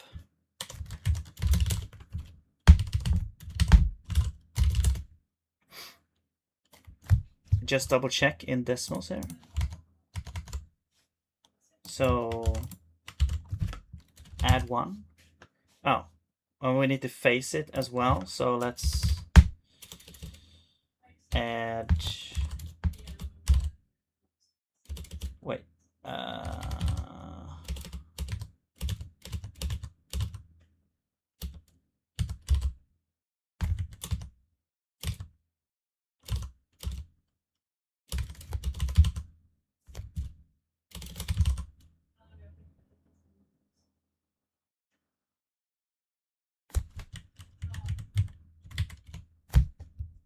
Okay, adding 1.5 pi. If we divide by 2, that would be,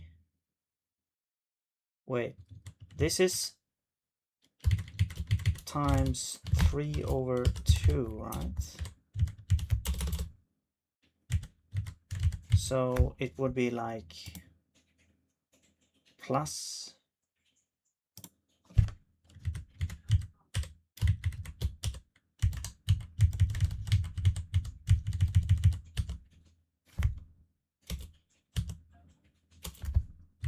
no, because plus pi plus 3 pi. Yeah, okay. So this is ease in, yeah.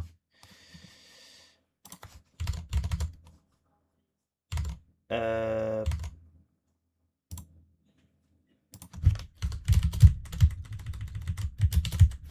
plus pi times 3 plus 1. All right, piano, do that. Do you overcomplicate camera? I mean, I felt that a bunch of times, but I also want to have a really nice camera. Like I don't like I've spent a bunch of time on the camera, and I feel like it works really well in some situations. But sometimes I have to actually go back and like add more special cases. It feels like in some situations. Whoa. Wait, what happened to the? What the hell?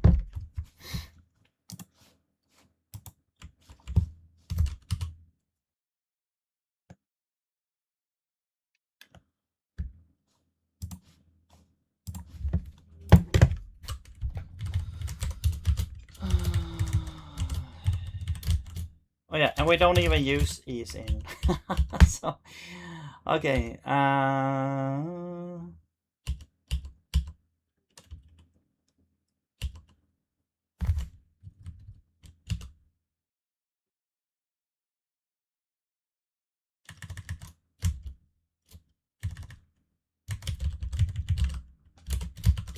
Wait, new boundary, old boundary. No, old boundary doesn't need adjustment. New boundary needs adjustment. There we go.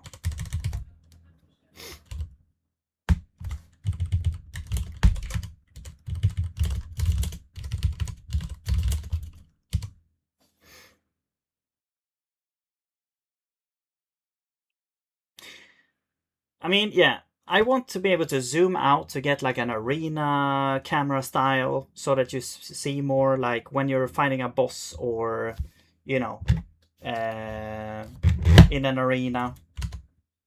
And the only thing is it's pretty simple to just have the different settings being applied, but smoothly transitioning in between, that is the hardest part. Okay, so now we're back to here. Now let's change out the camera zoom to ease inside.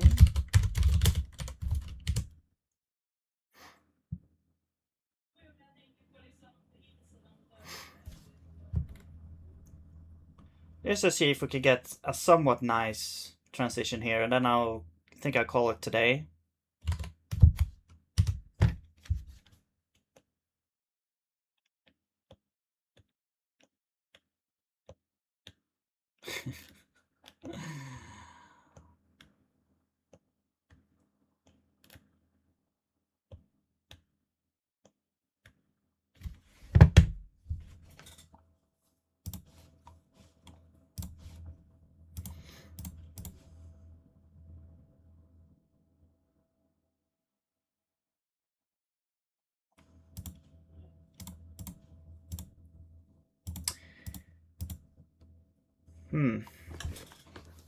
I mean, what if we did a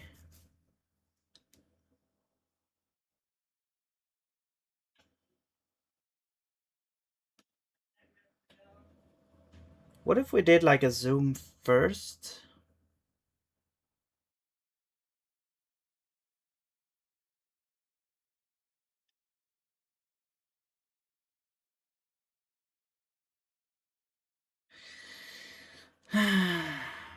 Because when we're doing it at the same time, we still get this non-linear feel to it.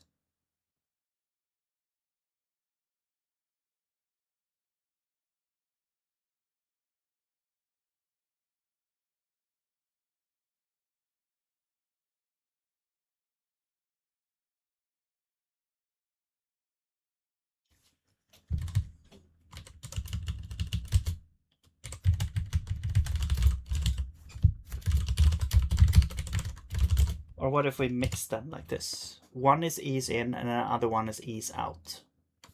What happens? How does that look?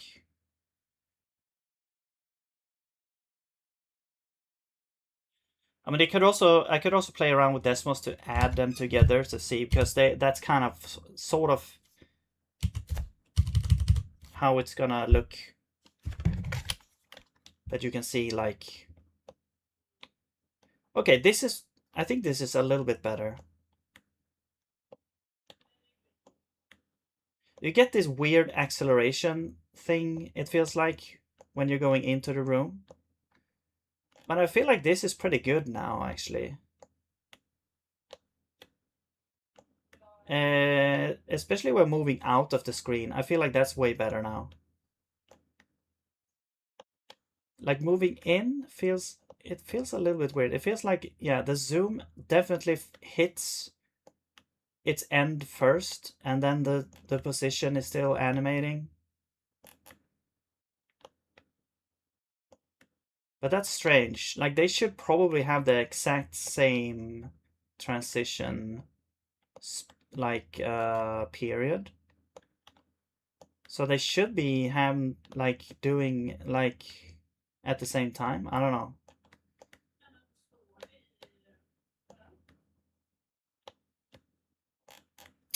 Anyway, that's gonna be good enough for now. Non-linear move, linear zoom. Okay, I'll try that. But I will note this down because I feel like this was the best one so far. Ease. So position was ease out. So zoom is ease in. Position ease out. Let's try. What did you say? Position linear. No, position non-linear is linear zoom. Okay, sure. Let's try ease in out. And then camera is linear.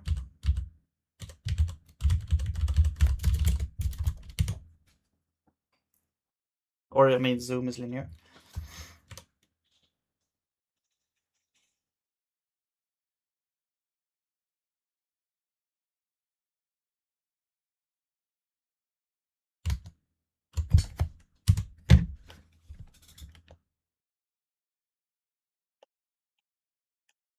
Mm.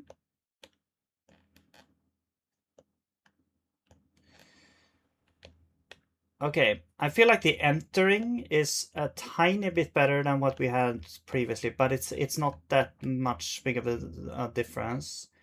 The exit I don't really like because it's like hiding the character it's like it's taking a while to get started. So I'm gonna try a faster start with ease out sign.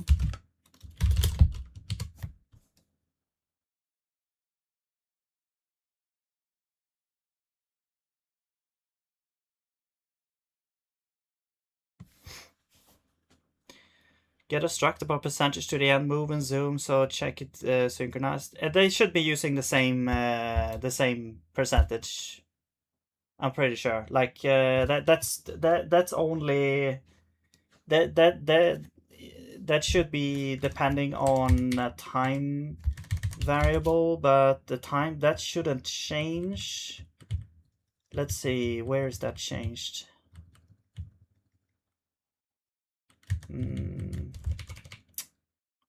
I think it's like changed once. when we start the transition, right? This is set when we start the transition. So the zoom is actually then gotten, I think, after that. Yeah. The zoom is after that. So they should be using the same percentage there.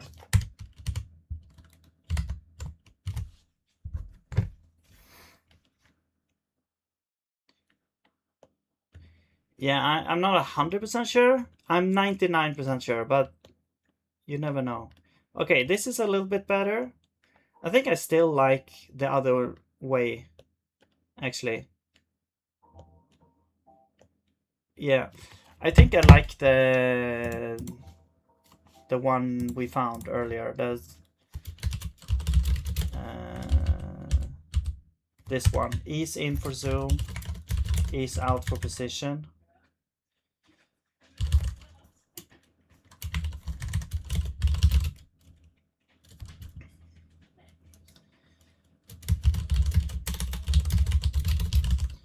I'm actually gonna put this in a namespace here. So let's have zoom is gonna be ease in sign, and position is gonna be ease outside, and then you are going to be position. No, zoom plus position, and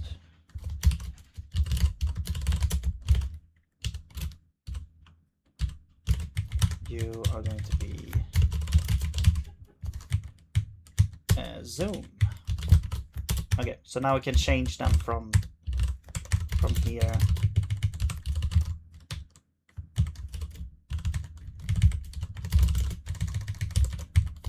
We can call this transition functions.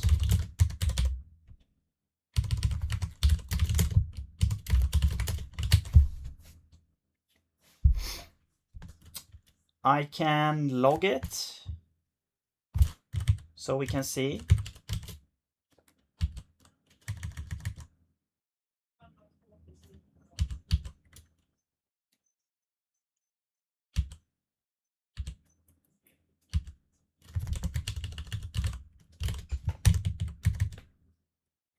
It's kind of hard to tell if we have different, like it depends on two things. It depends on game.t, transition answer t. This is a constant, this one here, so we don't care about that. Game.t updates every frame. It doesn't change within a frame, and this is one frame we're dealing with. So this essentially this is a constant for all we care. This one is the one that could potentially be different, but it's only modified at the beginning of this function, essentially. So the only modification done to this is over here, start camera boundary transition. And this is done before we actually get the zoom and any other factor. So they should essentially get the same percentage. I'm just gonna call that they do, because it's gonna be hard to see if they are in different frames. I don't believe I have like a frame counter. No, I mean I could add one, I guess, if we really want to check it. So you could do like frame counter,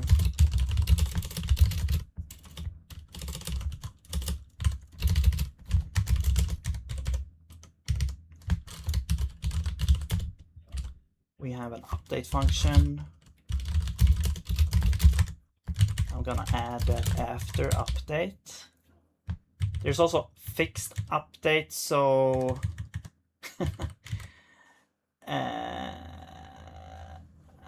is it in fixed update or update? Fixed update only. This is only like physics stuff, essentially.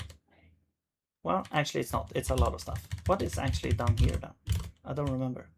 Input, that's right. Input and music. Okay. So it should happen here. This is where it should happen, right? Makes sense.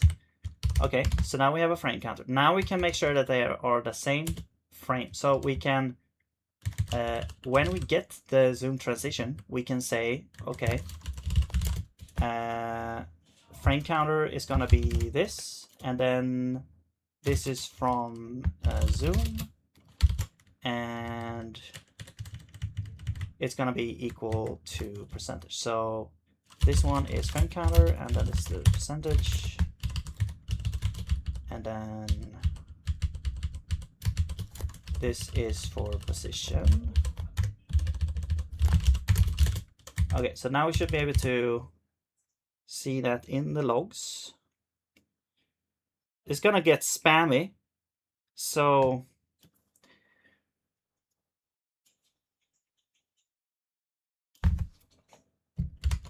but we should be able to just go here, because it does look like that zoom is done first, really. I mean, I guess that could happen, maybe. I don't know. So yeah, that should be here. We've got zoom position. What the hell? Oh, zoom 1, right. So, but you can see here that they are actually using the same. Well, here they're using the same. Here it's like only zoom gets the thing and not position. I'm not sure what's going on there.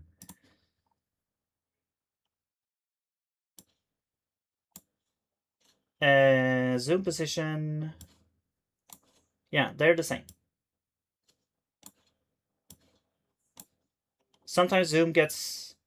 I say zoom gets gotten twice, so that's why we get like 3 of each. But yeah, they're the same. Good.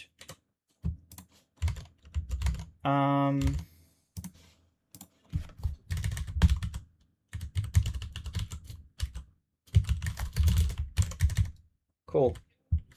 I guess we could keep the frame count or whatever. It doesn't really matter. I mean, I guess one thing we could do is whenever we add to it, we can wrap it so that it wraps around. No, wait. This wraps around. There we go. So we don't crash from that. I mean, U64. How large is that? That is like super large. U64, 2 to the 64 minus 1. It can go up to 18. It can go up to this.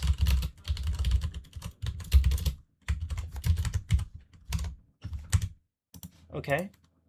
So how much is this? This is a lot. So if we take that and we say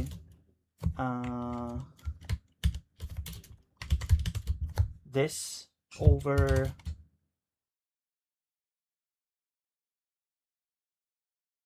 I think 100 frames per second.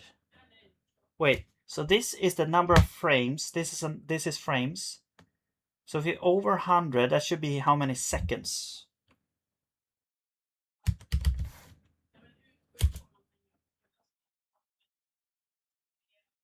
This doesn't feel like over 100, right? Over 100 should just be like, we take off these two. Put them over there. This is frames. This is the number of max frames. This is max seconds. Max minutes.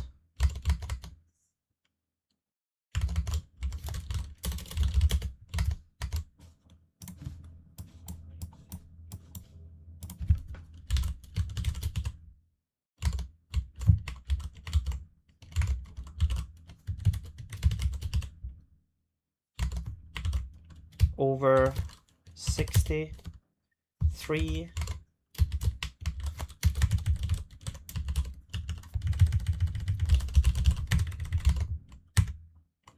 oops, over 60 again. Max hours, max days.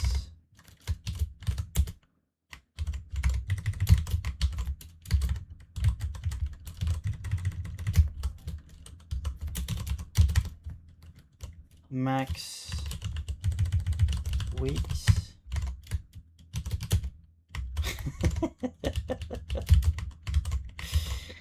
No.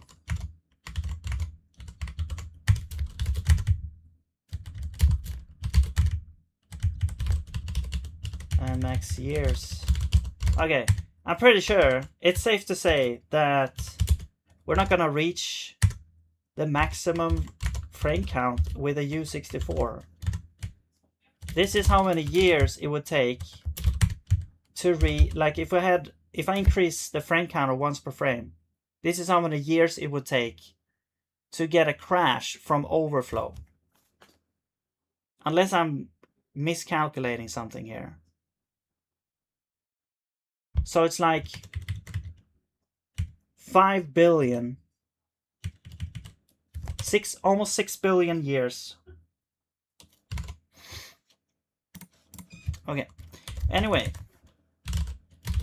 I still want to have this guard here because it just doesn't feel. It doesn't feel good to not have this guard here. But yeah, again, great. Yeah, very needed calculations. I really wanted to do that. That felt good. Okay. But now we know 6 billion years to overflow. If you are running at if you have a frame counter of a U64, you're running 100 frames per second. It will take 6 billion years to overflow that. Okay. Cool. Actually, how long does the sun live?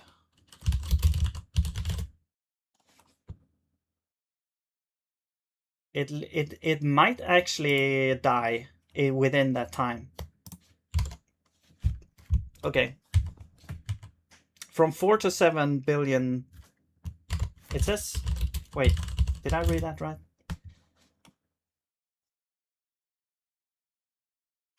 So it lives from. Okay, so it's halfway down through its 10 billion year main sequence lifespan. Or main sequence. Then it goes into like a different thing. It will run out of hydrogen. Wait, in 5 billion years, it will run out of hydrogen fuel, swell into red giant. Yeah. Then it's bye-bye for us. All right, anyway. So I can't do it, man. I can't do it. I still want that guard there, though. Still want it. Okay, what's the thing? What's the thing now? I don't remember.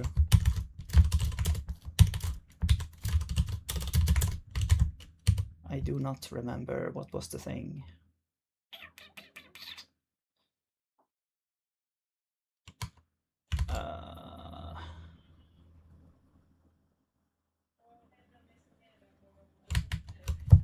I mean, we could go for one. We could go for one more try on the entire game now, and I have to disable the. Yeah, that's gonna be good enough. That's gonna be good enough for now. I might come back to this later, but for now it's good enough. Okay.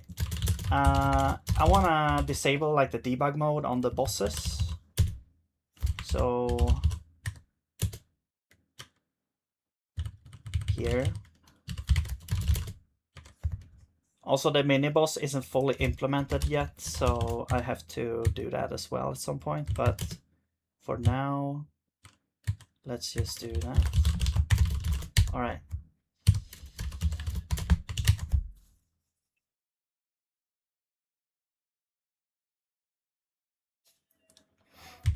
I'm pretty sure that was the only thing. Yeah. Okay. All right, let's let's try this from the start. Hello. Evil in the forest. I want you to investigate the growing evil in the forest. It's going to be dangerous. Good luck. Okay. And hello. Hey there. Health potion. Yes. Blueberry, raspberry. Let's go.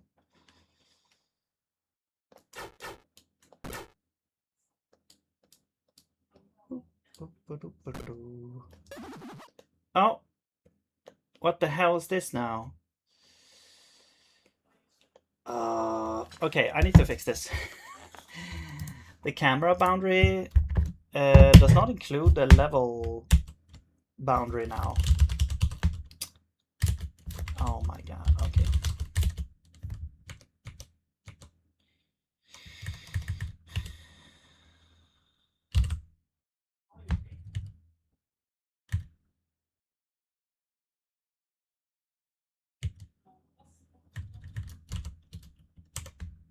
But why?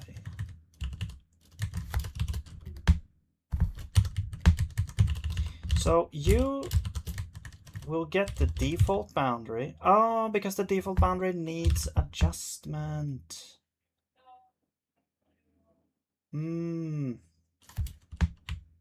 Okay. Wait, and this is the only place. Essentially, no, we're doing it here as well.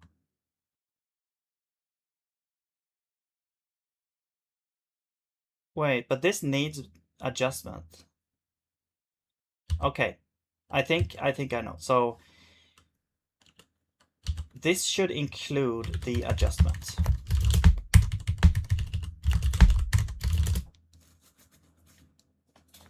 However, the zoom, I guess we'll get the zoom like this. Can we do that?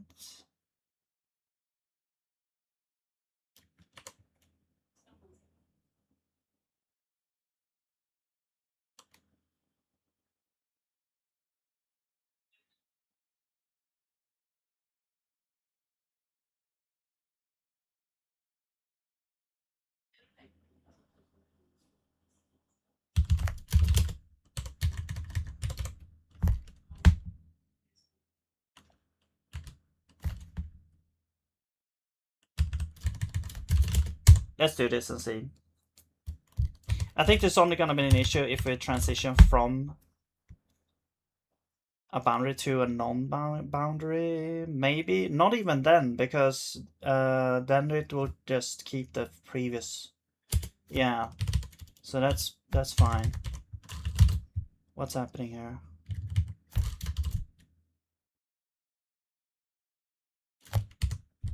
Oh, right, you need to be one. There we go.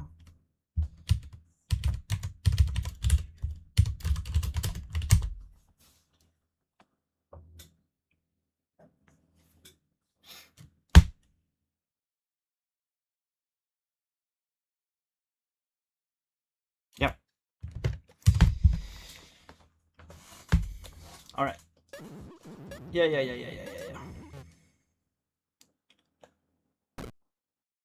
Okay, let's do this.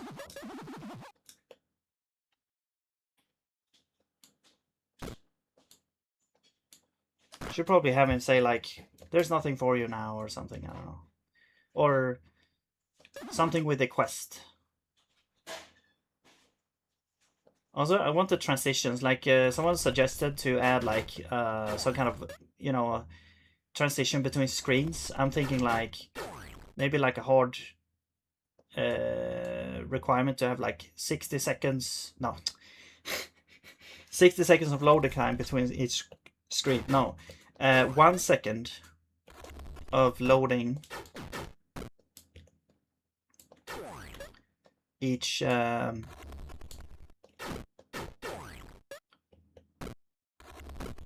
second of loading each between each screen. So you get like a black. You get this. Oh man. Oh, 2 hits from that guy. Okay, 1 second of loading between each screen or something like that, or 2 seconds, I don't know.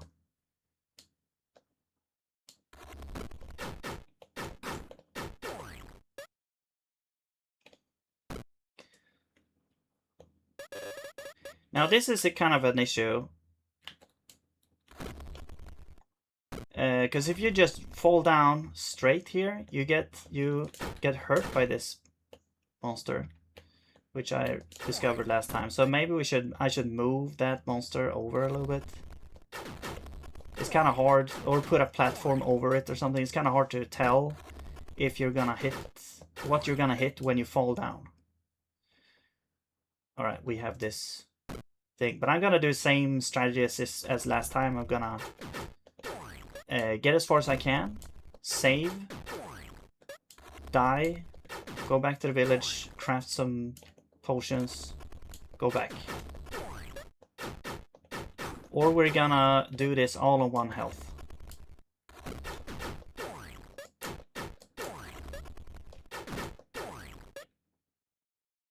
Why 3 hearts? I don't know. Why not? I mean, sure, it's a metroidvania. Maybe you should have a little bit more health to start with. I'm not sure. I mean, 3 is just this classic number from like Zelda and stuff.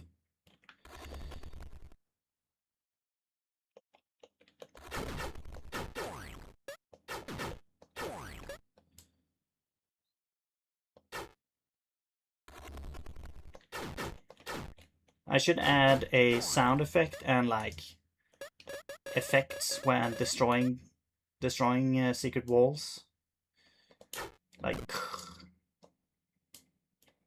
and some like in Castlevania, some particles fly out and stuff. Yeah, maybe 5. And you can get more. So I think every time you kill a boss, you should get like 1 extra heart. Or something like that. Maybe. We'll see. Maybe that's too much. I don't know.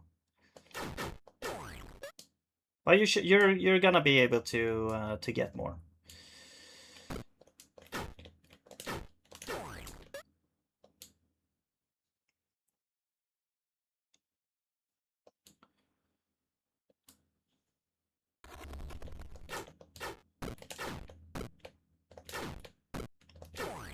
All right.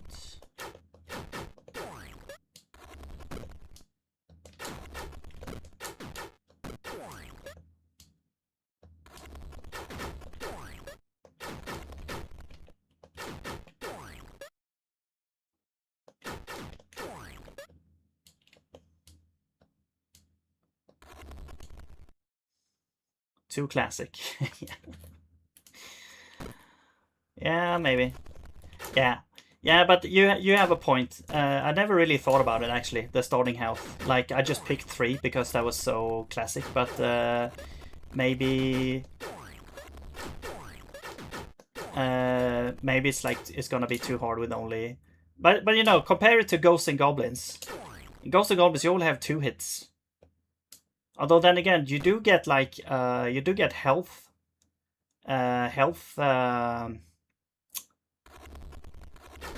along the way. Sometimes you get like armor. You find armor along the way that you restore your health. You don't have that in this game. I probably should have enemies drop hearts as well. Oh, transition. It looked a bit weird. It felt like it went down way faster than up, but okay. Yeah, I think it's because I lowered the duration, the transition duration to oh yeah, I forgot about this secret from last time. I lowered the duration from transition duration from 1 second to half.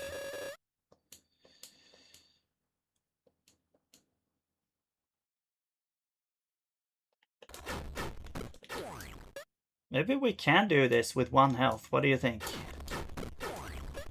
I'm not sure. I have to be really careful. This guy especially is kind of a pain. Okay, I'm just gonna ignore this guy for now. We're gonna meet him again on the way back. Ooh, that was close. Alright, here we go. Here's the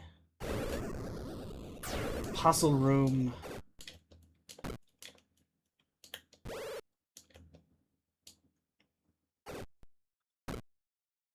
There's a need to heal my actions. I mean, yeah, there is but you don't have it from the start. So there is like a usable item that you can get, but it's like a quest in the village. So I can technically go back and turn these ingredients in to make healing potions. So there is a healing ability. It's just that I don't have it yet. And my idea is to, if I save now and die, I would go back to the village and I can actually I can go back to the village and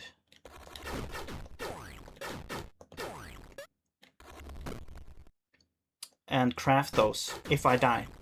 So if I die now, I will keep all my gems and everything, like all the money and all the ingredients, and I can just make some.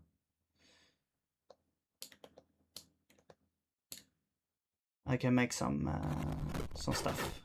Oof, that is tricky, man. Okay, maybe I'll just skip this room. Actually, it's too dangerous here. It's gonna jump and shoot. Okay. Whew. Is there another one? No. All right, but we got like more gems than we'll ever need, so.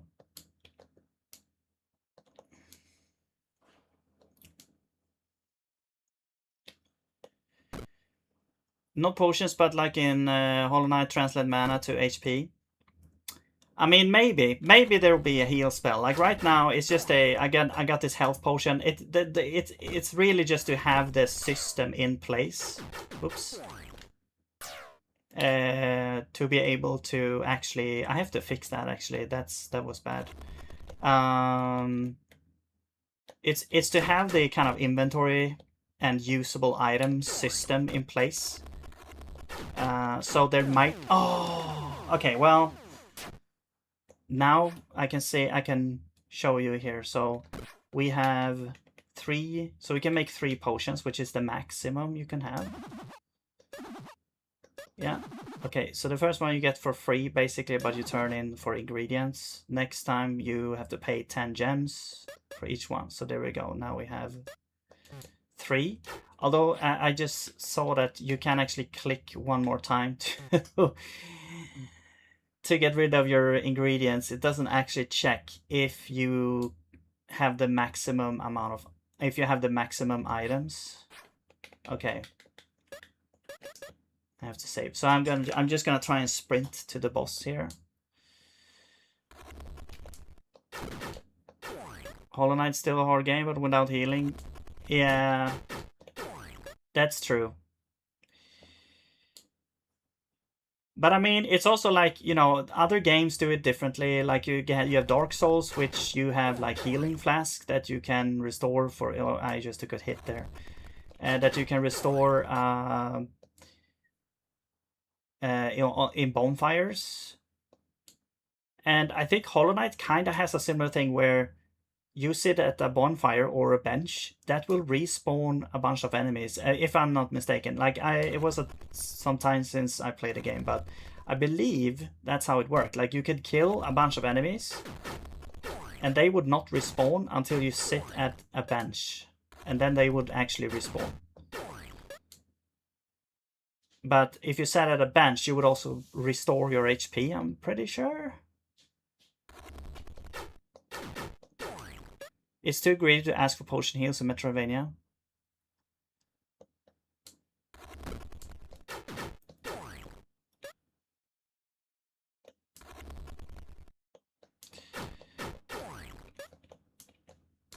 I mean, some I mean, some games do it differently as well. Like enemies drops health, like in Metroid, or well, actually in Castlevania, well, you get like, you know, healing in from walls and stuff, items dropped, and treasures and stuff. I mean, you could do something similar here. You could have monsters randomly drop healing items as well. Like that's a very old school way of doing it.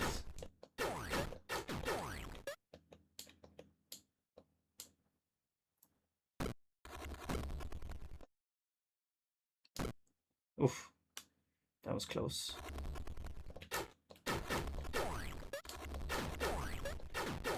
But also, it kind of, if you're like the healing in Hollow Knight is kind of genius as well, because if you're fighting a boss, it's kind of a you have to kind of be strategic about when you can heal, and it also gives you a little bit of, you know, it gives you a second chance. Like you don't have to fight a boss and die, fight a boss and die, fight a boss and die to learn the pattern over and over. You can actually use the healing mechanic to kind of give yourself a few second chances. Like if you're good at healing, you can keep yourself in the fight longer, and then maybe get a couple of hits in, like learn the patterns during the fight more than if you would just have healing dropped from monsters, because then you wouldn't actually get any healing from the boss unless there are spawns where you can get health.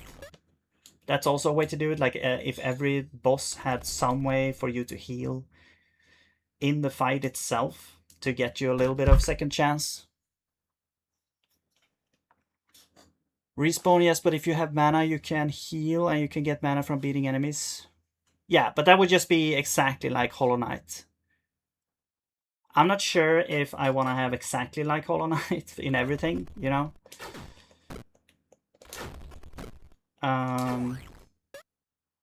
I mean, it's a good system. It's a really nice system that works really well. I don't know. I just kind of I want sort of the resource gathering part as well. Like you find resources to craft items. Maybe you can get like other types of usable items, like throwing stuff or something like that as well.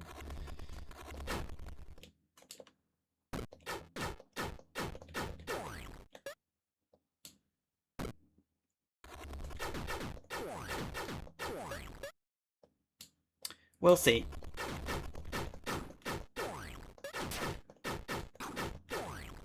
Man, they are quick in with that attack.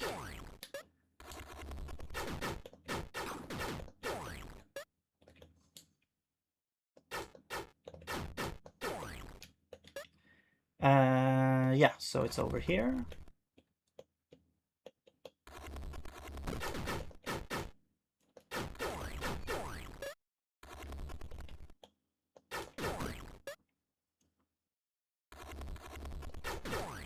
I think I want these guys to have a little bit of telegraphing before they do their attack. It would be cool to have them shake the ground or crouch down, do a little shake or something before they actually jump up. So you get a little bit of like telegraph before they do the attack.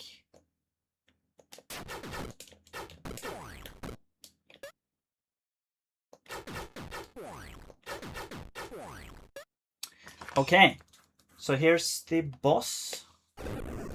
And now it's not in debug mode, so we have to fight it for real. I have 2 HP and 3 potions, so it's gonna be fine.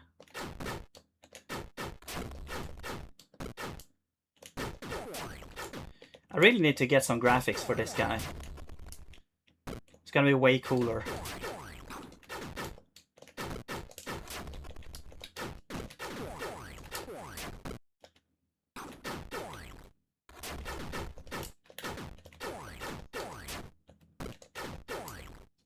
And sound effects and stuff.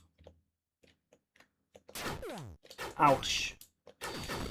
Okay, 1 heal done.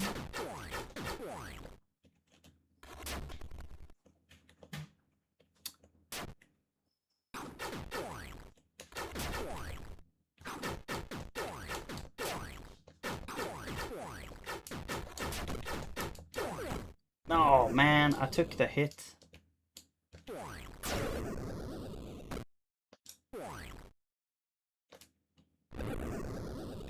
Okay.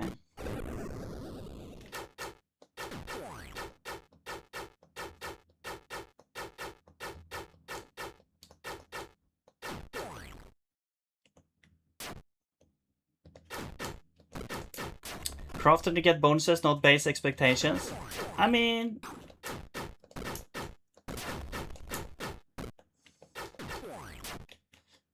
I think it's like if you like, let's say Dark Souls, for example. Dark Souls has the same mechanic. Like, you only have 3 or whatever flasks from the start. So it's like you have a limited amount of heals. It's not like you have infinite heals. So in there, it kind of works in sort of the same way there.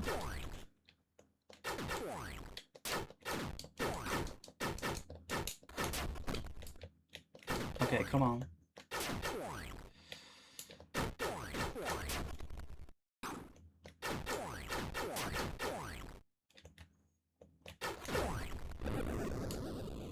Maybe I should have the head move all the way when it does this charge attack.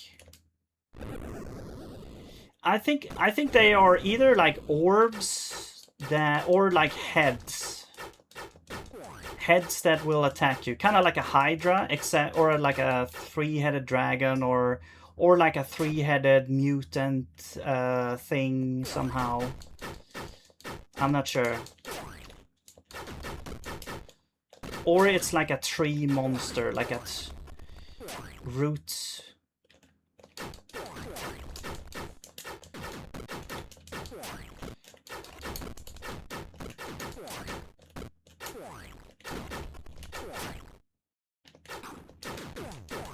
Oh shit.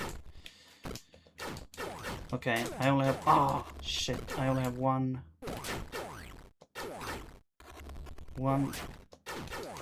potion left.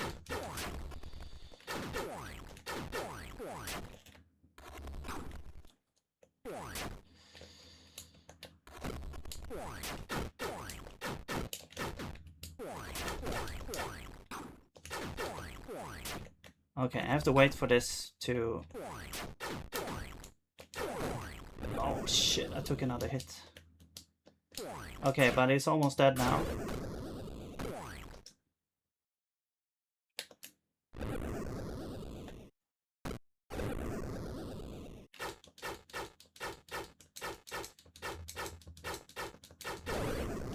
There we go. 3 heals, not 3 hits to death.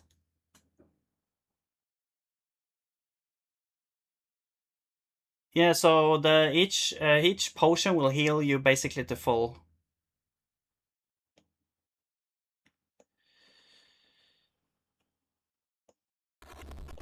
Yeah, I made a couple of mistakes, and I think that I should probably increase the maximum amount of health.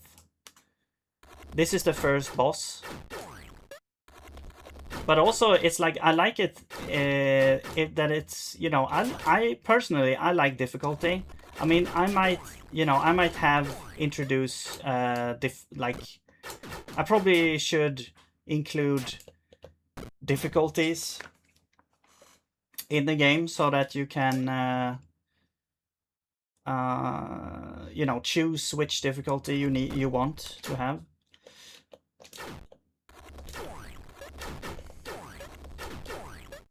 And that maybe affects, I don't know, the amount of hits to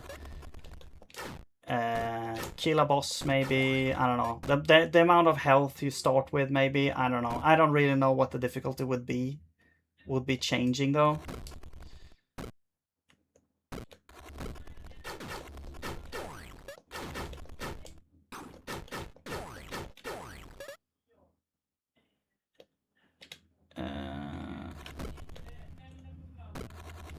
Okay, but now we're off to the second sort of boss here, or the mini boss, whatever Okay, is there would be benches not only respawn at the village? Yes. I mean, yeah. There's gonna be... I mean, if the game grows in size more than it is now, there's probably also gonna be like fast travel and stuff like that. I don't feel like it's warranted right now to have that. I could introduce the kind of mechanic to it so that you could, so that, you know, we could expand on it later. But yeah. Right now, there's no really need for maybe like fast travel stuff.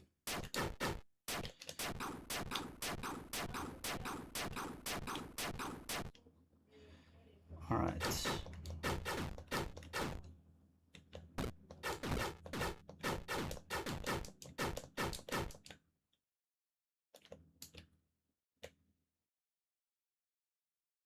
But yeah, there should definitely be like places where you can sort of rest up. I'm not sure exactly how it's gonna be, if it's gonna be like in Hollow Knight, like you heal and monsters respawn. Like I don't actually know exactly how I want the monsters to be respawned. Or how long they're gonna be like dead or something like that. But man, I forgot to take the time. Yeah, I'll do that some other time. I could check the video later, I guess.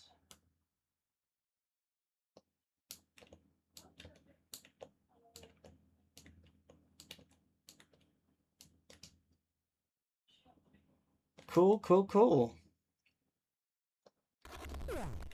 Oh, that was actually sneaky. Okay, this is also the thing. Like, you encounter something like this. If this was actually in the game, that would feel like kind of bullshit, you know. So I'm gonna, you know, I don't really like those kind of things. I'm gonna move that monster. So there you go. Rest assured, I don't like bullshit moves like that. Like putting enemies near the spawn or near like an entrance to a scene, I feel like that's not great.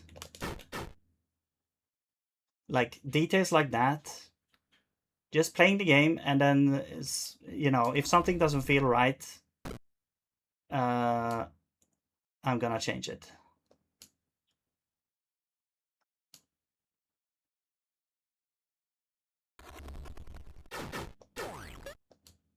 But yeah, cool. So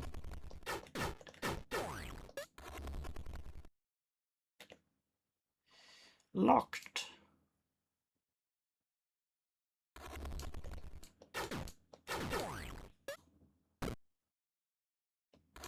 Yeah, and the save system is like right now, you know, I can just press pause and press save. That's not how it's gonna be later. I think you're only gonna be able to save at save points. I'm pretty sure. And you can save at save points. So essentially, you know, like benches in Hollow Knight. And yeah, that's it basically.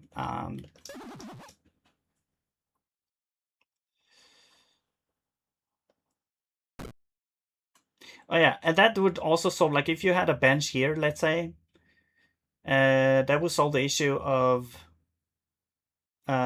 healing as well. So if you heal, like let's say we're healing at a bench, then you would be able to rest at the village without any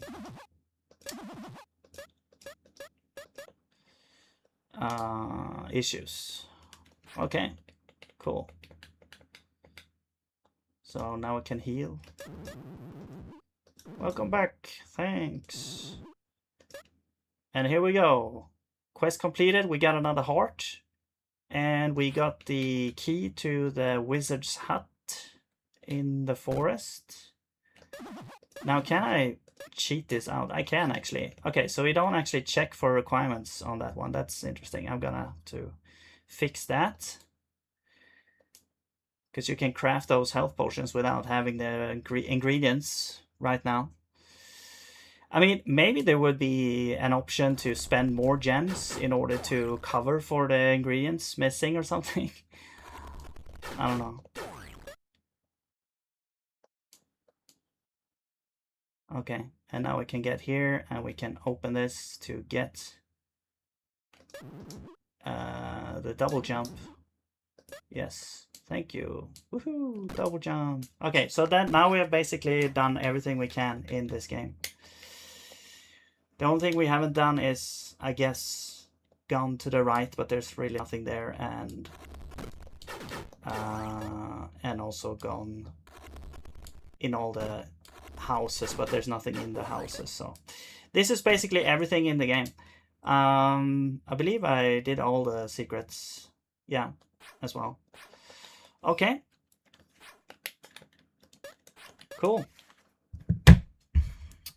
I'm just curious, like, how large is the save file? 943 bytes. Okay, cool.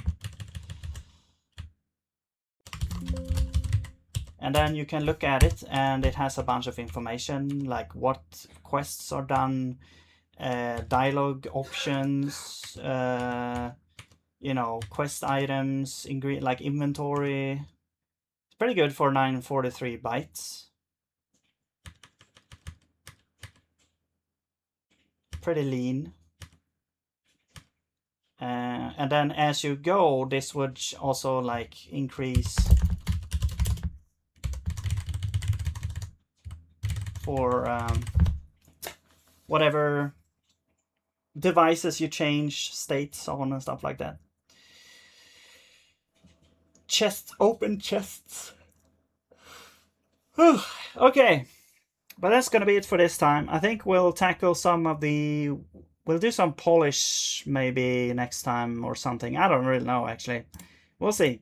Maybe we'll tackle some more major things. We'll see. I have to do like a bunch of graphics, a little bit of level design. Oh yeah, there's one major thing actually that I thought about. It's the camera, or it's the map system. The map system. Yeah, I think it's time to kind of think about that maybe, because what I'm thinking is I want there to be a sort of grid system, but I'm not sure exactly how the map is gonna get rendered. But I do know that I kind of want it to be kind of like a grid based map. So not that each scene is like one square. It can be multiple squares. You can even have a scene that kind of goes into another scene. So not all scenes are going to be like squares or rectangles, but they can be basically any shape. But they are going to be comprised of smaller squares, like grids squares or something like that. We'll see. But I don't know. But that's going to help also with like level design, I think, to have like a more rigid style. And also I'm thinking like so I'm going to have to decide like how big is each square going to be. And then I will always make the maps like a multiple of that number of tiles, essentially. So that's going to be interesting. But yeah, that's going to be it for this time. So thank you very much for watching, and I hope you have a nice day, and I'll see you later. Now I'm going to see if we can raid here. So hang on tight. And what? Oh yeah, thank you, Phil. Thanks for stopping by. Let's see, do we have anyone here we could raid here?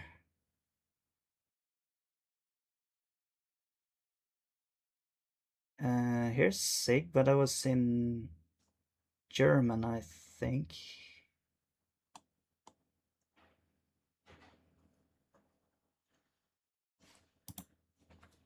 Tag. If I search for Zig, there's only one Zig right now, it looks like.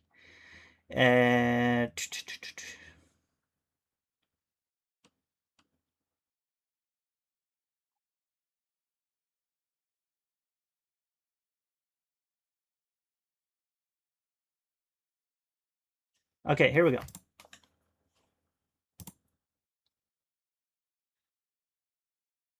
See ya.